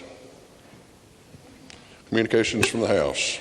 The Clerk of the House announced the passage by that body of engrossed committee substitute for House Bill 2444, providing for the assignment of Economic Development Office representatives to serve as small business allies as facilitators to assist small business entities and individuals. Message be received and the bill be referred to the Committee on Economic Development. Communications from the Executive. There are none. For some standing committees. Your Committee on Natural Resources has had under consideration Senate Bill 126, increasing natural resources police officer compensation, and reports back a committee substitute for same, with the recommendation that the committee substitute do pass, but under the original double committee reference, first be referred to the Committee on Finance. Respectfully submitted, Robert Carnes, Chair. Order to be received under the bill's original double committee reference. Bill be referred to the Committee on Finance. Your Committee on Finance has had under consideration Senate Bill 147, providing consumers sales and service tax and use tax exemption for certain services and tangible personal property sold for repair, remodeling, and maintenance of aircraft, and has amended same and reports the same back with the recommendation that it do pass as amended. Respectfully submitted, Mike Hall, Chair. Order be received. Your Committee on the Judiciary has had under consideration Senate Bill 272, allowing investigators from Attorney General's office to carry concealed weapons, and reports back a committee substitute for same, with the recommendation that the committee substitute do pass. Respectfully submitted, Charles S. Trump IV, Chair. Order be received. Your Committee on Economic Development has had under consideration Senate Bill 293, the Neighborhood Investment Program Act, and reports the same back with the recommendation that it do pass, but under the original double committee reference, first be referred to the Committee on Finance. Respectfully submitted, Tom Takubo, Chair. Order be received under the bill's original double committee reference. Bill be referred to the Committee on Finance. Your Committee on Economic Development has had under consideration Senate Bill 298, allowing restaurants, private clubs, and wineries sell alcoholic beverages on Sundays, and reports back a committee substitute for same, with the recommendation that the committee substitute do pass, but under the original double committee reference, first be referred to the Committee on the Judiciary. Respectfully submitted, Tom Takubo, Chair. Order be received. The Senator from Morgan. Thank you, Mr. President. I ask unanimous consent of the Senate that the second committee reference for judiciary as to Senate Bill 298 be dispensed with. Senator from Morgan requests unanimous consent that the original double committee reference to the Committee on Judiciary be dispensed with. Is there objection? Chair hears none. The original double committee reference to the Committee on Judiciary is dispensed with. Your Committee on the Judiciary has had under consideration Senate Bill 328, creating West Virginia Veterans Program Fund, and reports back a committee substitute for same, with the recommendation that the committee substitute do pass, but under the original double committee reference, first be referred to the Committee on Finance. Respectfully submitted, Charles S. Trump IV, Chair. Order be received. The senior senator from the 4th. Thank you, Mr. President. I request unanimous consent that the original double reference, committee reference to the Committee on Finance be dispensed with. The senior senator from the 4th requests unanimous consent that the original double committee reference to the Committee on Finance be dispensed with. Is there objection? Chair hears none. The original double committee reference to the Committee on Finance is dispensed with. The senator from Jackson. Thank you, Mr. President. I request unanimous consent that the bill be taken up for immediate consideration and read a first time. Is there objection? Chair hears none, so ordered. Committee substitute for Senate Bill 328, creating West Virginia Veterans Program Fund. First reading of the bill. Bill be advanced. Your Committee on Energy, Industry, and Mining has had under consideration Senate Bill 396, preventing waste of oil and gas, and reports the same back without recommendation as to passage, but under the original double committee reference, first be referred to the Committee on the Judiciary. Respectfully submitted, Gregory L. Boso, Chair. Order be received under the bill's original double committee reference. The bill be referred to the Committee on Judiciary. Your Committee on Transportation and Infrastructure has had under consideration Senate Bill 397, maintaining status quo and event bond indebtedness to Parkways Authority is eliminated, and reports back a committee substitute for same, with the recommendation that the committee substitute do pass, but under the original double committee reference, first be referred to the Committee on Finance. Respectfully submitted, Chris Walters, Chair. Order be received under the bill's original double committee reference. The bill be referred to the Committee on Finance. Your Committee on Finance has had under consideration Senate Bill 423, providing for disposition of unclaimed and unredeemed savings bond, and reports the same back with the recommendation that it do pass. Respectfully submitted, Mike Hall, Chair. Order be received. Your Committee on Military has had under consideration Senate Bill 484, creating Service Members Employment Protection Act, and reports back a committee substitute for same, with the recommendation that the committee substitute do pass, but under the original double committee reference, first be referred to the Committee on the Judiciary. Respectfully submitted, Kent Leonhardt, Chair. Order be received under the bill's original double committee reference, and bill be referred to the Committee on Judiciary. Your Committee on the Judiciary has had under consideration Senate Bill 493, allowing creation of self-settled spendthrift trusts, and reports back a committee substitute for same, with the recommendation that the committee substitute do pass. Respectfully submitted, Charles S. Trump IV, Chair. Order be received. Your Committee on Finance has had under consideration Senate Bill 510, establishing Adult Drug Court Participation Fund, and reports back a committee substitute for same, and Senate Bill 511, establishing Court Advanced Technology Subscription Fund, and reports back a committee substitute for same, with the recommendation that the two committee substitutes do pass. Respectfully submitted, Mike Hall, Chair. Order be received. Your Committee on Military has had under consideration Senate Bill 516, relating to registration for selective service, and reports the same back with the recommendation that it do pass, but under the original double committee reference, first be referred to the Committee on Government Organization. Respectfully submitted, Kent Leonhardt, Chair. Order be received. Senior Senator from the 15th. Mr. President, I request unanimous consent that the original double committee reference be dispensed with. Senior Senator from the 15th requests unanimous consent that the original double committee reference to the Committee on Government Organization be dispensed with. Is there objection? Chair hears none. The original double committee reference to the Committee on Government Organization is dispensed with.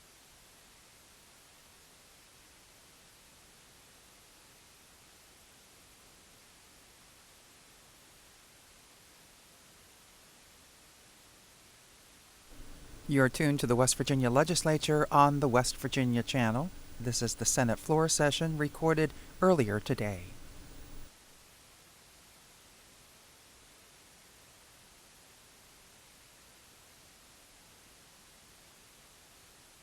Reports from select committees. There are none. Introduction of bills. The senator from Jackson. Thank you, Mr. President. I request unanimous consent that Senate Bill number 578 through Senate Bill number 582 be considered introduced, read by their titles, and referred to the appropriate committees as shown on the chamber automation system. Senator from Jackson requests unanimous consent that Senate Bill 578 through Senate Bill 582 be considered introduced, read by their titles, referred to the appropriate committees as shown on the chamber automation system. Is there objection? Chair hears none, so ordered. Resolutions. Senate Concurrent Resolution 32 by Senators Leonhardt and Stallings naming the CW2 Robert D. Taylor Memorial Bridge. Under Rules Senate, the resolution lie over 1 day. Senate Concurrent Resolution 33 by Senators Snyder, Boso, and Stallings requesting West Virginia Infrastructure and Jobs Development Council study and report on consolidation regarding public water and sewer utilities. Under Rules Senate, the resolution will lie over 1 day. Senate Resolution 33 by Senators Ashley, Stallings, Plymel, and Williams congratulating the Wirt County ladies volleyball team. The senator from Roane. Thank you, Mr. President. Mr. President, I ask unanimous consent that the resolution be taken up for immediate consideration and the committee reference be dispensed with and the resolution be put upon its adoption. The senator from Roane requests unanimous consent that the resolution be taken up for immediate consideration and committee reference be dispensed with, the resolution be put upon its adoption. Is there objection? Chair hears none. The clerk will read the resolution. Senate Resolution 33 congratulating the Wirt County ladies volleyball team for winning the 2015 Class A Volleyball State Championship. Questions on adoption of the resolution? Is there discussion? Senator from Roane. Thank you, Mr. President. It is my honor, along with the senior senator from Pleasants, to welcome the 2015 Class A Volleyball State Championship. Now, Mr. President, as talking with the young ladies, I found out something that I'm really impressed with. Not only do they have good coaches, they have 2 seniors, no juniors, sophomores, and freshmen. So these young ladies put it together to win the state title. The Wirt County ladies volleyball team is a shining example to all West Virginia what can be accomplished with teamwork and dedication and spirit. And they have amassed one of the best seasons in the record. I believe I heard that this was the 10th year that Little Wirt County single A ladies volleyball team has won a state championship. So I hope that everyone will join us in welcoming the 2015 single A volleyball champs for the state of West Virginia, the Wirt County Tigers. Welcome.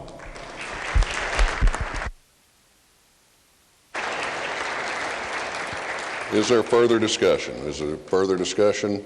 If not, the question for the Senate is the adoption of the resolution. All those in favor will say aye.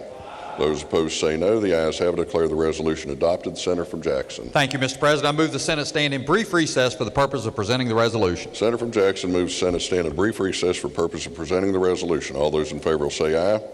Those opposed say no. The ayes have it. I declare the motion adopted. The Senate will stand in brief recess to present the resolution.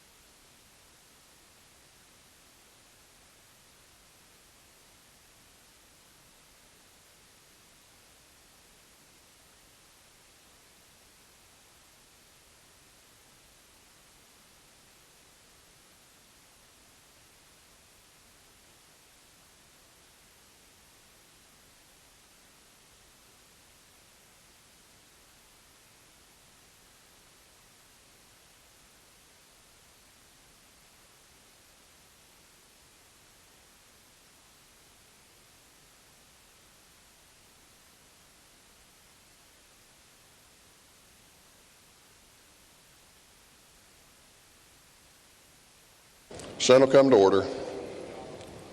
Motions. Petitions. There are none. The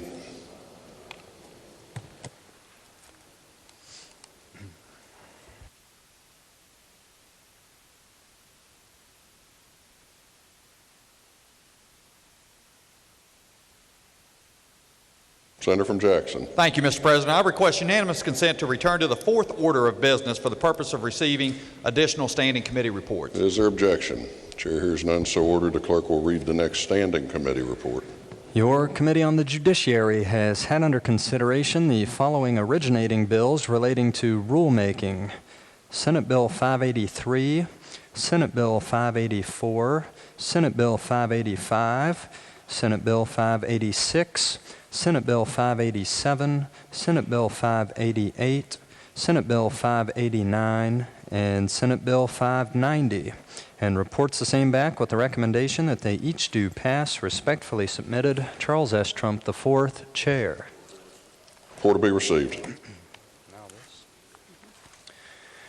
Your Committee on Natural Resources has had under consideration Senate Concurrent Resolution 34, originating in committee, requesting the Joint Committee on Government and Finance study simplifying the hunting, fishing, and trapping licenses for West Virginia residents and non-residents, and reports the same back with the recommendation that it be adopted. Respectfully submitted, Robert Carnes, Chair. Report will be received. Senator from Jackson. Thank you, Mr. President. I move that SCR 34 be referred to the Committee on Rules. Senator from Jackson moves SCR 34 be referred to the Committee on Rules. All those in favor will say aye. Those opposed, no. The ayes have it. I declare the motion adopted. SCR 34 is referred to the Committee on Rules. Unfinished business. Senate Concurrent Resolution 29, naming the U.S. Army Staff Sergeant Landon Claire Ray and U.S. Army Specialist Gary Dwight Haynes Memorial Bridge. Resolution be referred to the Committee on Transportation and Infrastructure. Senate Concurrent Resolution 30, naming the Lester W. and Ida C. Ellis Memorial Bridge. Resolution be referred to the Committee on Transportation and Infrastructure. Senate Concurrent Resolution 31, naming the U.S. Air Force Staff Sergeant Bethel Howard McNeely and U.S. Marine Staff Sergeant Clyde Elmo Bryant Bridge. Resolution be referred to the Committee on Transportation and Infrastructure. Bills on third reading. Engrossed committee substitute for Senate Bill 7, establishing wrongful conduct rule prohibiting recovery of damages in certain circumstances. Third reading of the bill. Questions on passage of the bill. Senator from Morgan. Thank you, Mr. President. The engrossed committee substitute for Senate Bill 7 amends two sections of the West Virginia Code. Chapter 55, Article 7, Section 13D, and that is the section that deals with determination of fault and imputed fault. And then there's a section in the Medical Professional Liability Act amended in the bill. That is Section 55, 7B, 55, Article 7B, Section 5. The amendments to both sections address the question of when a plaintiff's own conduct, wrongful criminal conduct, will bar his ability to recover damages in a lawsuit. This bill endeavors to address at some level the situation that was the subject of a Tug Valley Pharmacies case decided after we adjourned last year. It's similar on the general apportionment statute to our current law, except that the law previously required that a plaintiff had been convicted first before he was barred from recovery. And so this changes that and allows a court to make a determination on whether or not the plaintiff has engaged in felonious conduct or felonious flight without the plaintiff having been convicted first, be determined by the civil court where the case is being adjudicated.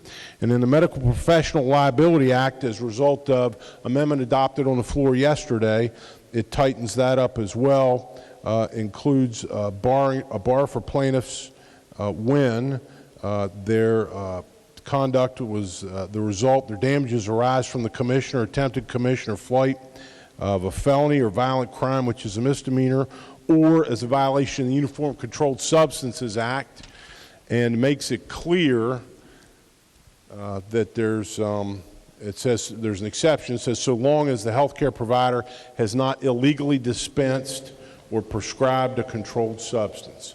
Be happy to try to answer questions from the members. Otherwise, urge passage of this bill. Questions on passage of the bill. Is there discussion?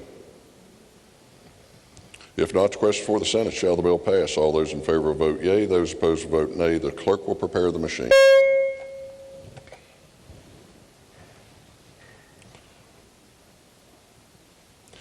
Has every member voted? If so, the clerk close the machine, ascertain the results. On this question, 34 yeas, 0 nays, 0 absent, not voting. More than a majority of those present and voting have voted in the affirmative, declare the bill passed. Clerk will communicate the action of the Senate to the House.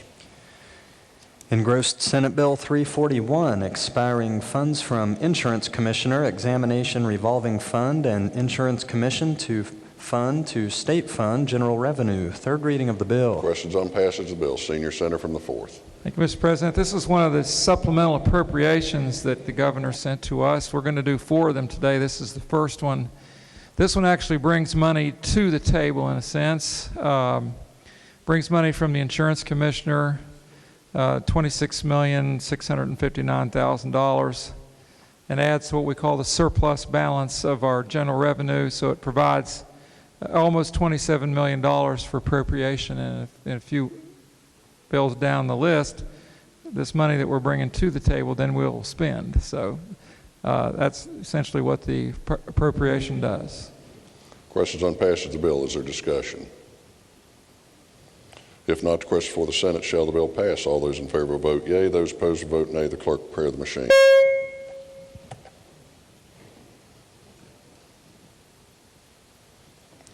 Has Has every member voted? If so, the clerk close the machine, ascertain the results. On this question, 34 yeas, 0 nays, 0 and absent not voting. More than a majority of those elected having voted in the affirmative, I declare the bill passed. The senator from Jackson. Thank you, Mr. President. I move the bill be made effective for passage and request unanimous consent that the roll call used on passage be used to make it so effective. Senator from Jackson moves the bill be made effective from passage and requests unanimous consent that the roll call used on passage of the bill be used to make it so effective. Is there objection? Chair hears none on this question. 34 yeas, 0 nays, 0 absent not voting. More than two-thirds of those elected to the Senate having voted in the affirmative declare the bill effective from passage. Clerk will communicate the action of the Senate to the House. Engrossed committee substitute for Senate Bill 378 relating to truancy intervention. Third reading of the bill. Questions on passage of the bill. Senator from Morgan. Thank you, Mr. President. The engrossed committee substitute for Senate Bill 378 amends two sections of the West Virginia Code, both in Chapter 18, Article 8. It amends Section 4 and Section 8. Last year, the legislature passed changes in truancy law, and almost immediately after we adjourned, we were starting to get some feedback that in delineating excuses for students to be absent from school, our definitions were not tight enough, that we made it too broad. So this bill endeavors to correct that. It was a measure that was considered by the Joint Judiciary Committees of the House and Senate throughout the interim process, and this bill is largely the product of that work that was done during the interims. For instance, and I'm not going to go through all the exceptions have been tightened, but last year's law had an exception for personal injury or illness of the student or in the family. And what we found out right away was by saying in the family without some delineation of who that included, it was too broad. You know, it could be third or fourth cousins once removed living in other states.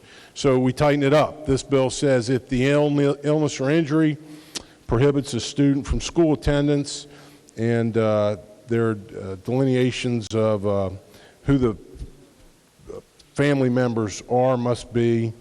There are some other tightening of the definitions in here, and I'd be happy to try to answer questions. Otherwise, urge passage of the bill. Questions on passage of the bill. Is there discussion? If not, question for the Senate. Shall the bill pass? All those in favor vote yea. Those opposed vote nay. The clerk prepare the machine.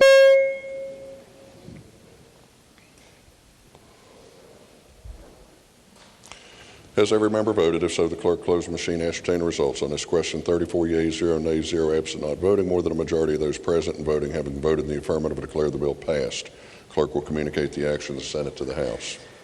Engrossed Senate Bill 419, terminating taxes imposed under the Workers' Compensation Debt Reduction Act of 2005. Third reading of the bill. Questions on passage of the bill. Senior Senator from the 4th. Thank you, Mr. President. This bill expedites the final payment and certification of the Workers' Comp Old Fund liability, terminates the unit severance taxes on coal and natural gas, and dedicated to the repayment of the old fund liability, and ends the annual transfer of personal income tax proceeds to the old fund beginning February 1st, 2016.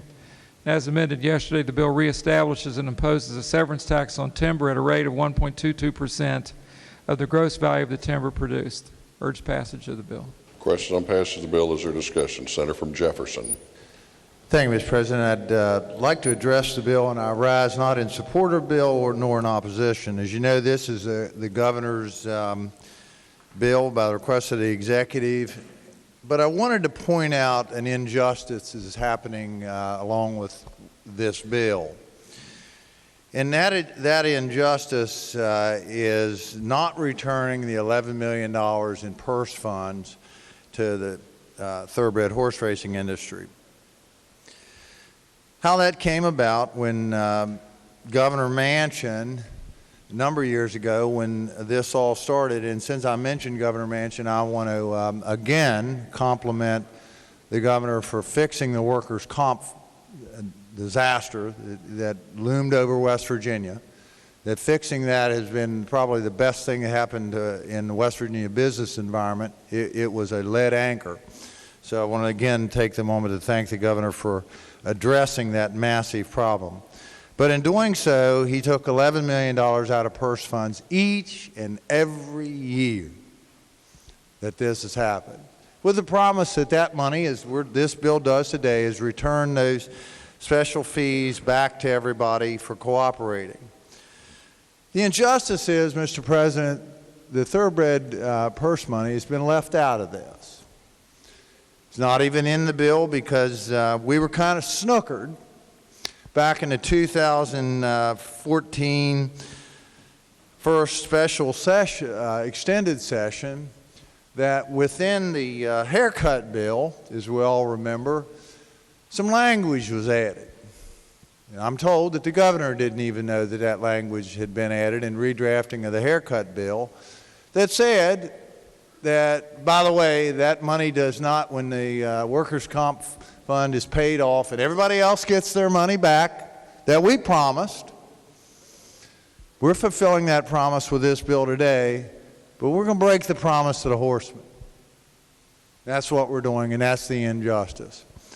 It's not even part of this bill because it was snuck in with some technical language into the haircut bill back in 2014.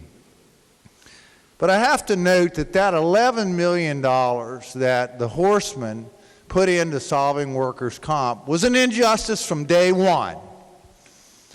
None of those people are eligible for workers' comp. None of them. Not one penny in claims. They had nothing to do with the workers' comp debt.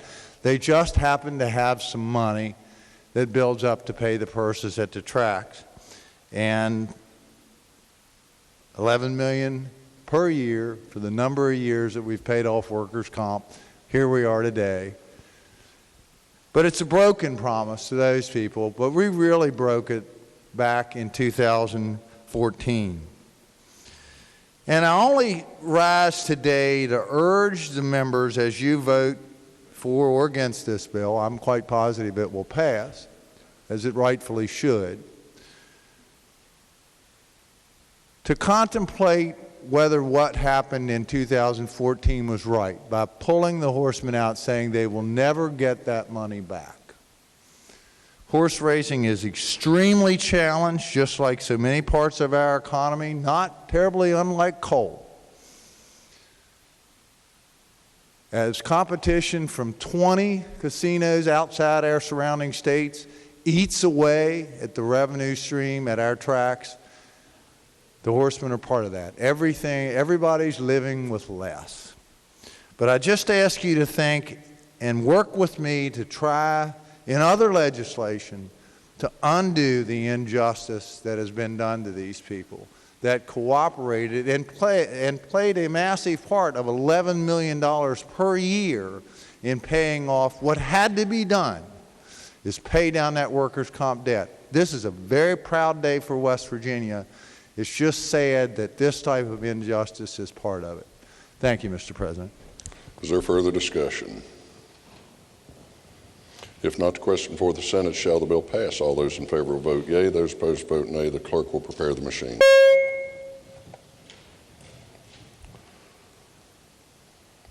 Has every member voted? If so, the clerk closed the machine and ascertain the results on this question. 34 yeas, 0 nays, 0 absent, not voting. More than a majority of those present and voting having voted in the affirmative declare the bill passed.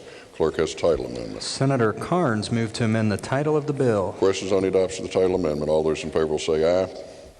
Those opposed say no. The ayes have it. I declare the title amendment adopted. The clerk will communicate the action of the Senate to the House.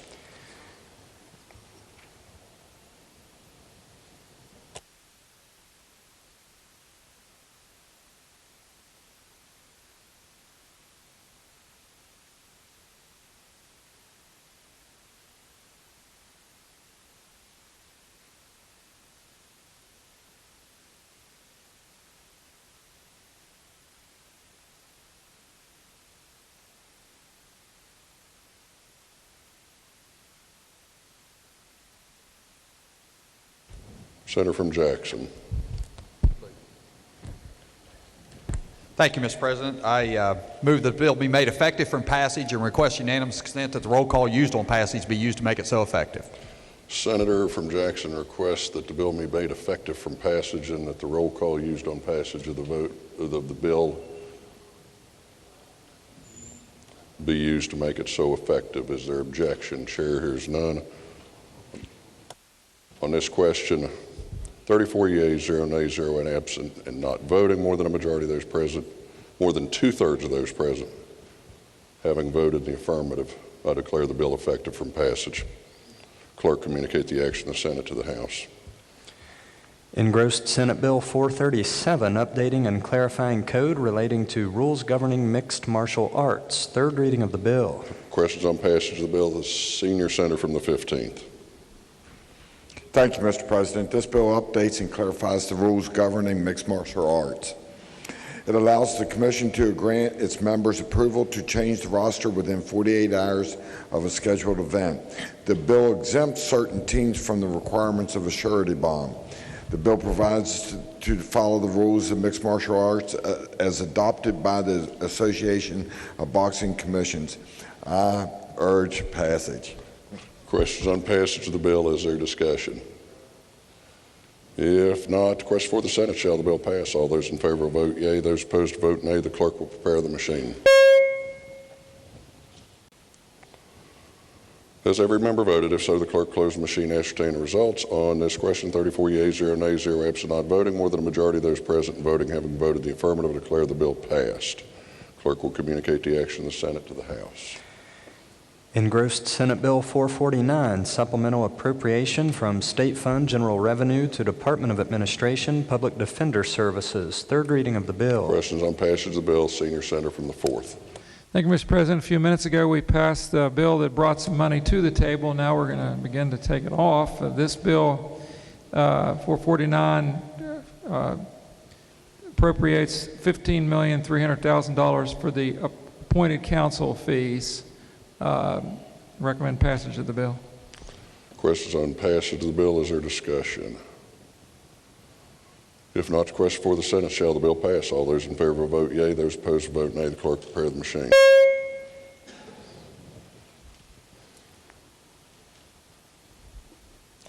Has every member voted? If so, the clerk close the machine, ascertain the results. On this question, 34 yeas, 0 nays, 0 absent, not voting. More than a majority of those elected having voted the affirmative, declare the bill passed. The Senator from Jackson. Thank you, Mr. President. I move the bill be made effective for passage and request unanimous consent that the roll call used on passage be used to make it so effective. Senator from Jackson moves that the bill be made effective from passage and requests unanimous consent that the roll call used on passage of the bill be used to make it so effective. Is there objection? Chair hears none. On this question, 34 yeas, 0 nays, 0 absent, not voting. More than two-thirds of those elected to the Senate having voted the affirmative declare the bill effective from passage. Clerk will communicate the action of the Senate to the House. Engrossed Senate Bill 450, supplemental appropriation from State Fund General Revenue to DHHR Division of Health. Third reading of the bill. Questions on passage of the bill? Senior Senator from the 4th. Thank you, Mr. President. This also is another expenditure, spending that money that we appropriated a while ago. This goes to DHHR for their resources early intervention, which is called Birth to 3, and then for their rapid system that they owe money on. Questions on passage of the bill? Is there discussion? If not, the question for the Senate, shall the bill pass? All those in favor vote yea. Those opposed vote nay. The clerk prepare the machine. Has every member voted? If so, the clerk close the machine, ascertain the result on this question. 34 yeas, 0 nays, 0 absent, not voting. More than a majority of those elected having voted the affirmative declare the bill passed. Senator from Jackson. Thank you, Mr. President. I move the bill be made effective from passage and request unanimous consent that the roll call used on passage be used to make it so effective. Senator from Jackson moves the bill be made effective from passage and requests unanimous consent that the roll call used on passage of the bill be used to make it so effective. Is there objection? Chair hears none on this question. 34 yeas, 0 nays, 0 absent, not voting. More than two-thirds of those elected to the Senate having voted the affirmative declare the bill effective from passage. Clerk will communicate the action of the Senate to the House. Engrossed Senate Bill 451, supplemental appropriation from State Fund General Revenue to Department of Military Affairs. Third reading of the bill. Questions on passage of the bill? Senior Senator from the 4th. Thank you, Mr. President. This goes to the Department of Military Affairs and Public Safety of Division of Juvenile Services, and there are various items that for which this money will be expended. The total amount is $7 million and $7,217,000. Questions on passage of the bill? Is there discussion? If not, the question for the Senate, shall the bill pass? All those in favor vote yea. Those opposed vote nay. The clerk prepare the machine.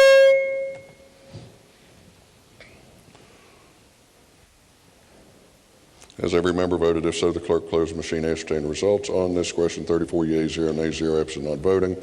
More than a majority of those elected having voted in the affirmative declare the bill passed. Senator from Jackson. Thank you, Mr. President. I move the bill be made effective from passage and request unanimous consent that the roll call used on passage be used to make it so effective. Senator from Jackson moves the bill be made effective from passage and requests unanimous consent that the roll call used on passage of the bill be used to make it so effective. Is there objection? Chair hears none on this question. 34 yeas, 0 nays, 0 absent, not voting. More than two-thirds of those elected to the Senate having voted the affirmative declare the bill effective from passage. The clerk will communicate the action of the Senate to the House. Engrossed Senate Bill 509, removing 10-day requirement Division of Labor has to inspect amusement rides and attractions. Third reading of the bill. Questions on passage of the bill. Senior Senator from the 15th. Thank you, Mr. President. Senate Bill 509 eliminates the 10-day requirement on the Division of Labor inspections of amusement rides and attractions. Under current law, the division must inspect any ride or attraction within 10 days of the first time the ride or attraction is made available for public use. The bill only eliminates the 10-day requirement. The Department of Labor would still be required to inspect these rides and attractions on an annual basis prior to being made available for public use, just not required to do so within a 10-day window. I urge passage. Questions on passage of the bill. Is there discussion? Senator from Marshall. Thank you, Mr. President. Will the chairman yield? Will the senior senator from the 15th yield? Senator yields. I know there's a current law says 10 days before you can start using the rides, they have to be inspected. Is that correct? Is that just the first time it's placed in operation, or is it for each and every time it moves from location to location? I know there's a lot of these traveling carnivals and things that move from Glendale to Point Pleasant to wherever it may be. And each and every time. Well, I've got a 3-day festival that the John Marshall boosters have, and they usually come in for about 3 or 4 days every summer. They come in on a Thursday and set up and start operations on Friday, Saturday, Sunday, Monday, or whatever. Are you telling me they would have to set these things up and have them sit there not operating for some period of time and then inspect them?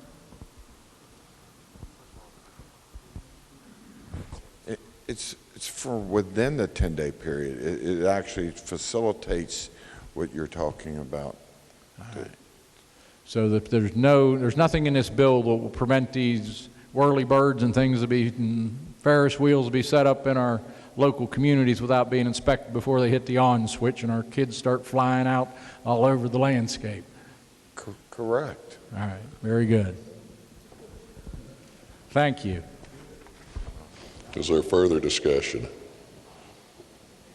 If not, the question for the Senate, shall the bill pass? All those in favor will vote yea. Those opposed will vote nay. The clerk will prepare the machine.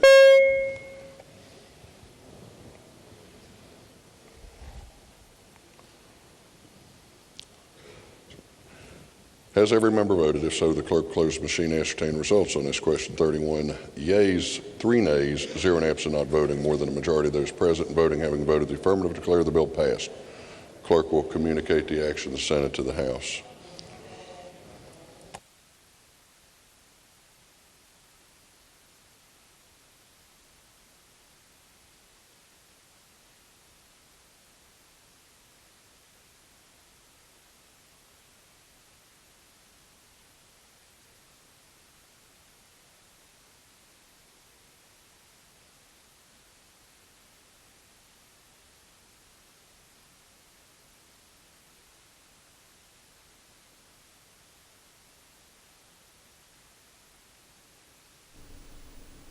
You're watching the West Virginia Legislature on the West Virginia Channel. This is a recording of the Senate floor session from earlier today.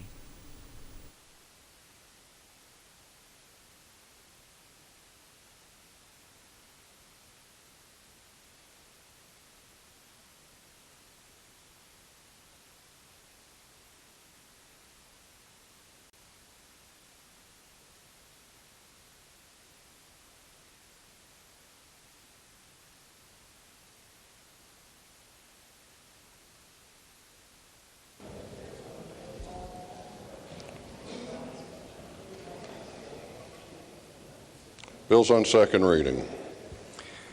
Committee substitute for Senate Bill 73, creating felony crime of knowingly leaving scene of crash resulting in serious bodily injury. Second reading of the bill. Are there amendments to the bill? No, sir. Not the bill be engrossed and advanced to third reading. Committee substitute for Senate Bill 116, increasing number of limited video lottery terminals allowed at retail location. Senator from Morgan. Thank you, Mr. President. I ask unanimous consent that the committee substitute for Senate Bill 116 be referred to the Senate Finance Committee. The senator from Morgan moves that Senate Bill 116 be referred to the Committee on Finance. All those in favor will say aye.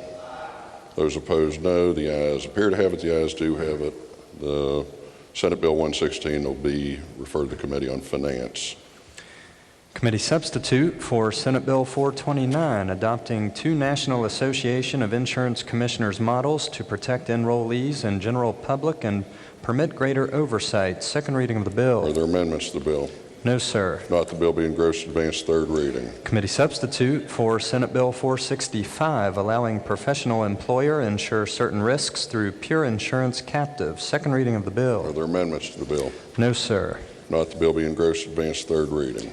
Senate Bill 469, clarifying what personal funds are exempt from levy following judgment. Second reading of the bill. Are there amendments to the bill? No, sir. Not the bill be engrossed and advanced third reading. Committee substitute for Senate Bill 501, relating to trusts. Second reading of the bill. Are there amendments to the bill? No, sir. Not the bill be engrossed and advanced third reading. Committee substitute for Senate Bill 517, clarifying PEIA plans that are exempt from regulation by insurance commissioner. The senator from Jackson. Thank you, Mr. President. I request unanimous consent that Senate Bill number 517 lie over one day, retaining its place on the calendar. Is there objection? Chair hears none, so ordered. Committee substitute for Senate Bill 524, rewriting Board of Barbers and Cosmetologists article. Senator from Jackson. Yeah. Thank you, Mr. President. I request unanimous consent that Senate Bill number 524 lie over one day, retaining its place on the calendar. Is there objection? Chair hears none, so ordered. Bills on first reading. Senator from Jackson.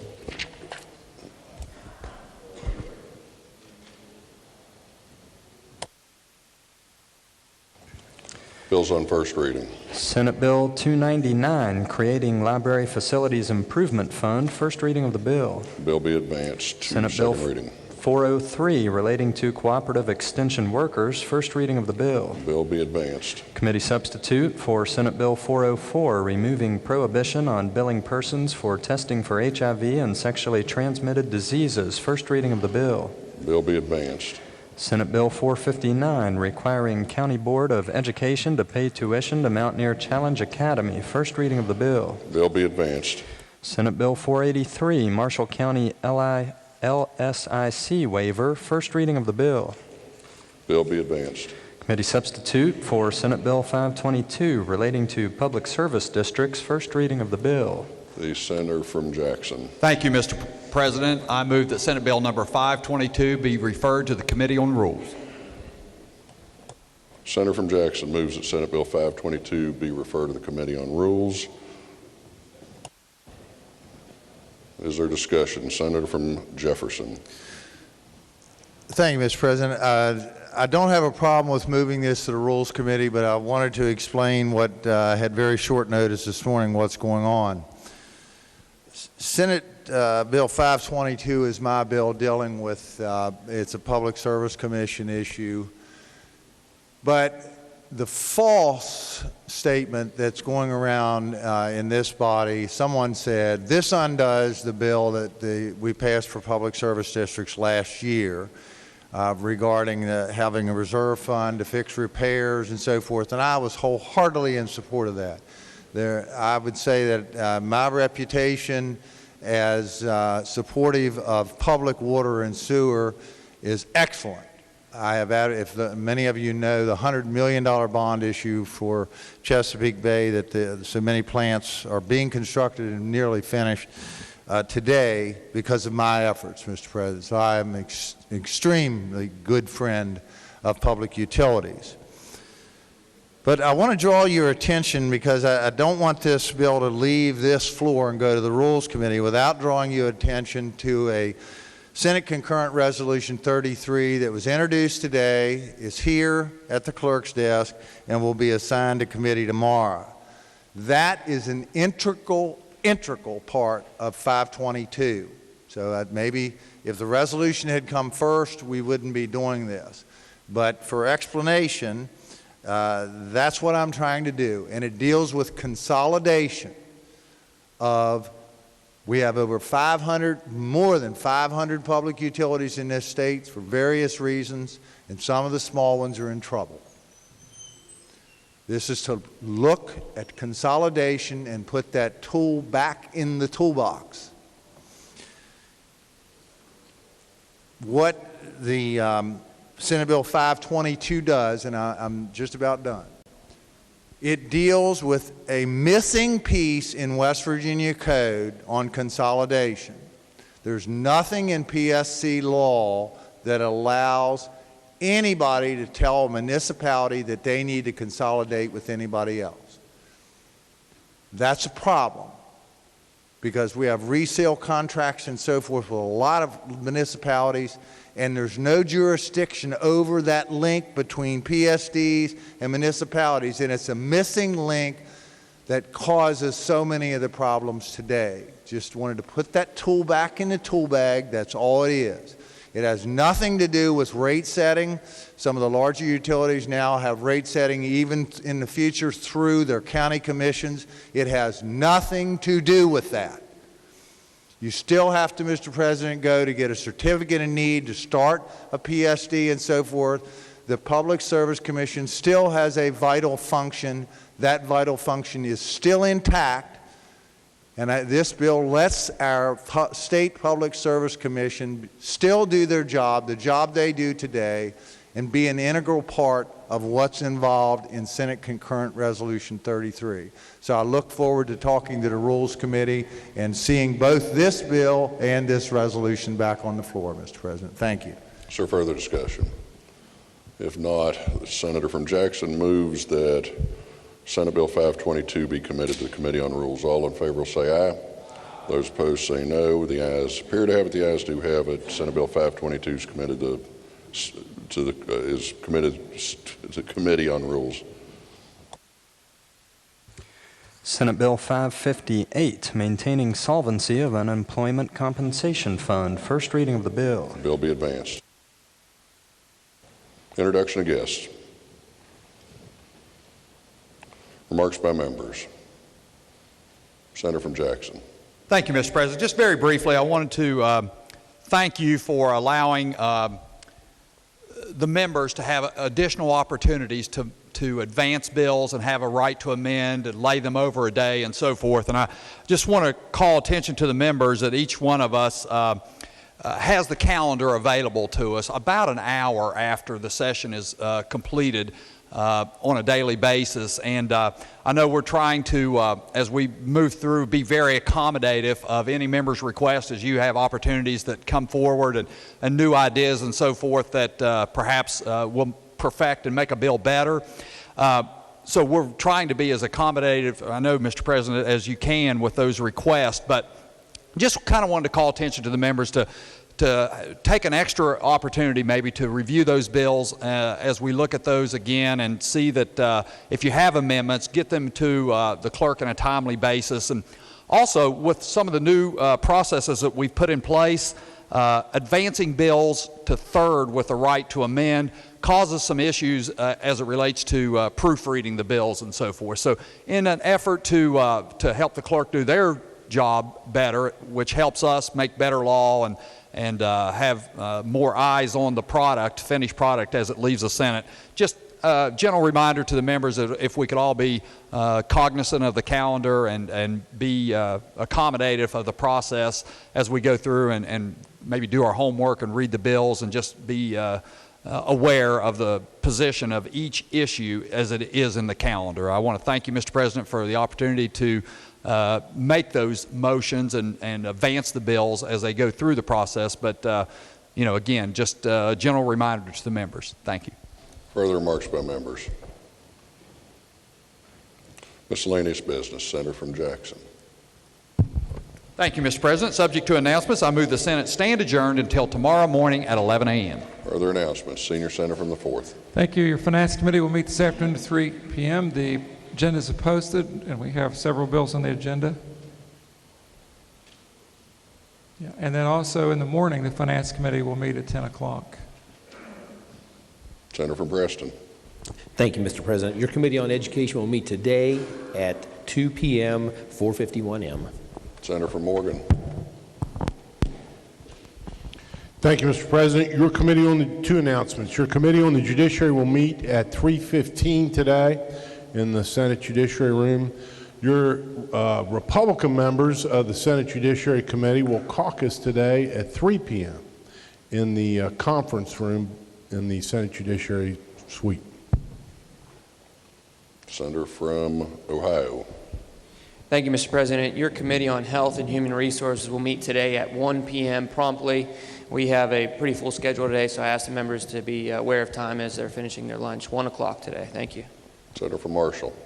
Thank you, Mr. President. Your Senate Democrats will caucus immediately following the floor session, just briefly in my office out the door.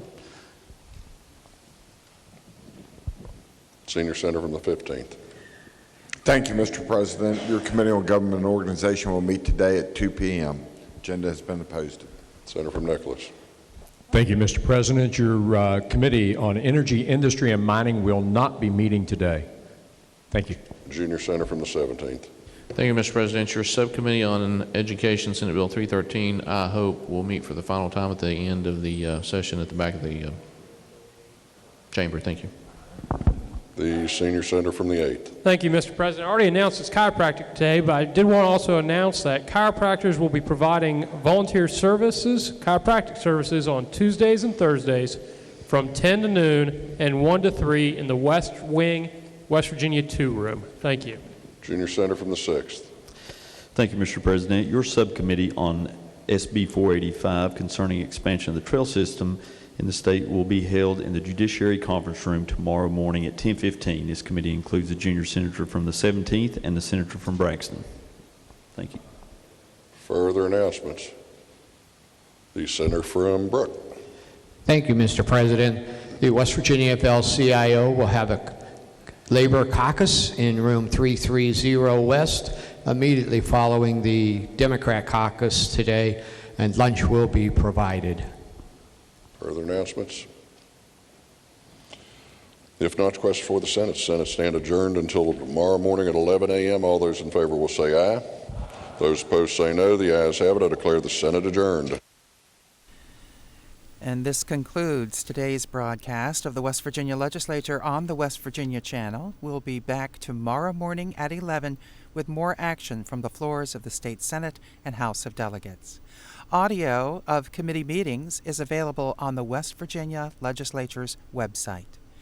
This program reminder, the Legislature Today, our nightly broadcast of legislative news and information, airs at 6:30 and 11:30 every weeknight on West Virginia PBS. The program also can be heard on public radio weeknights at 6:30. The Legislature Today is repeated weeknights at 10 and weekday mornings at 6:30 here on the West Virginia Channel. I'm Beth Voorhees for the West Virginia Channel, a service of West Virginia Public Broadcasting.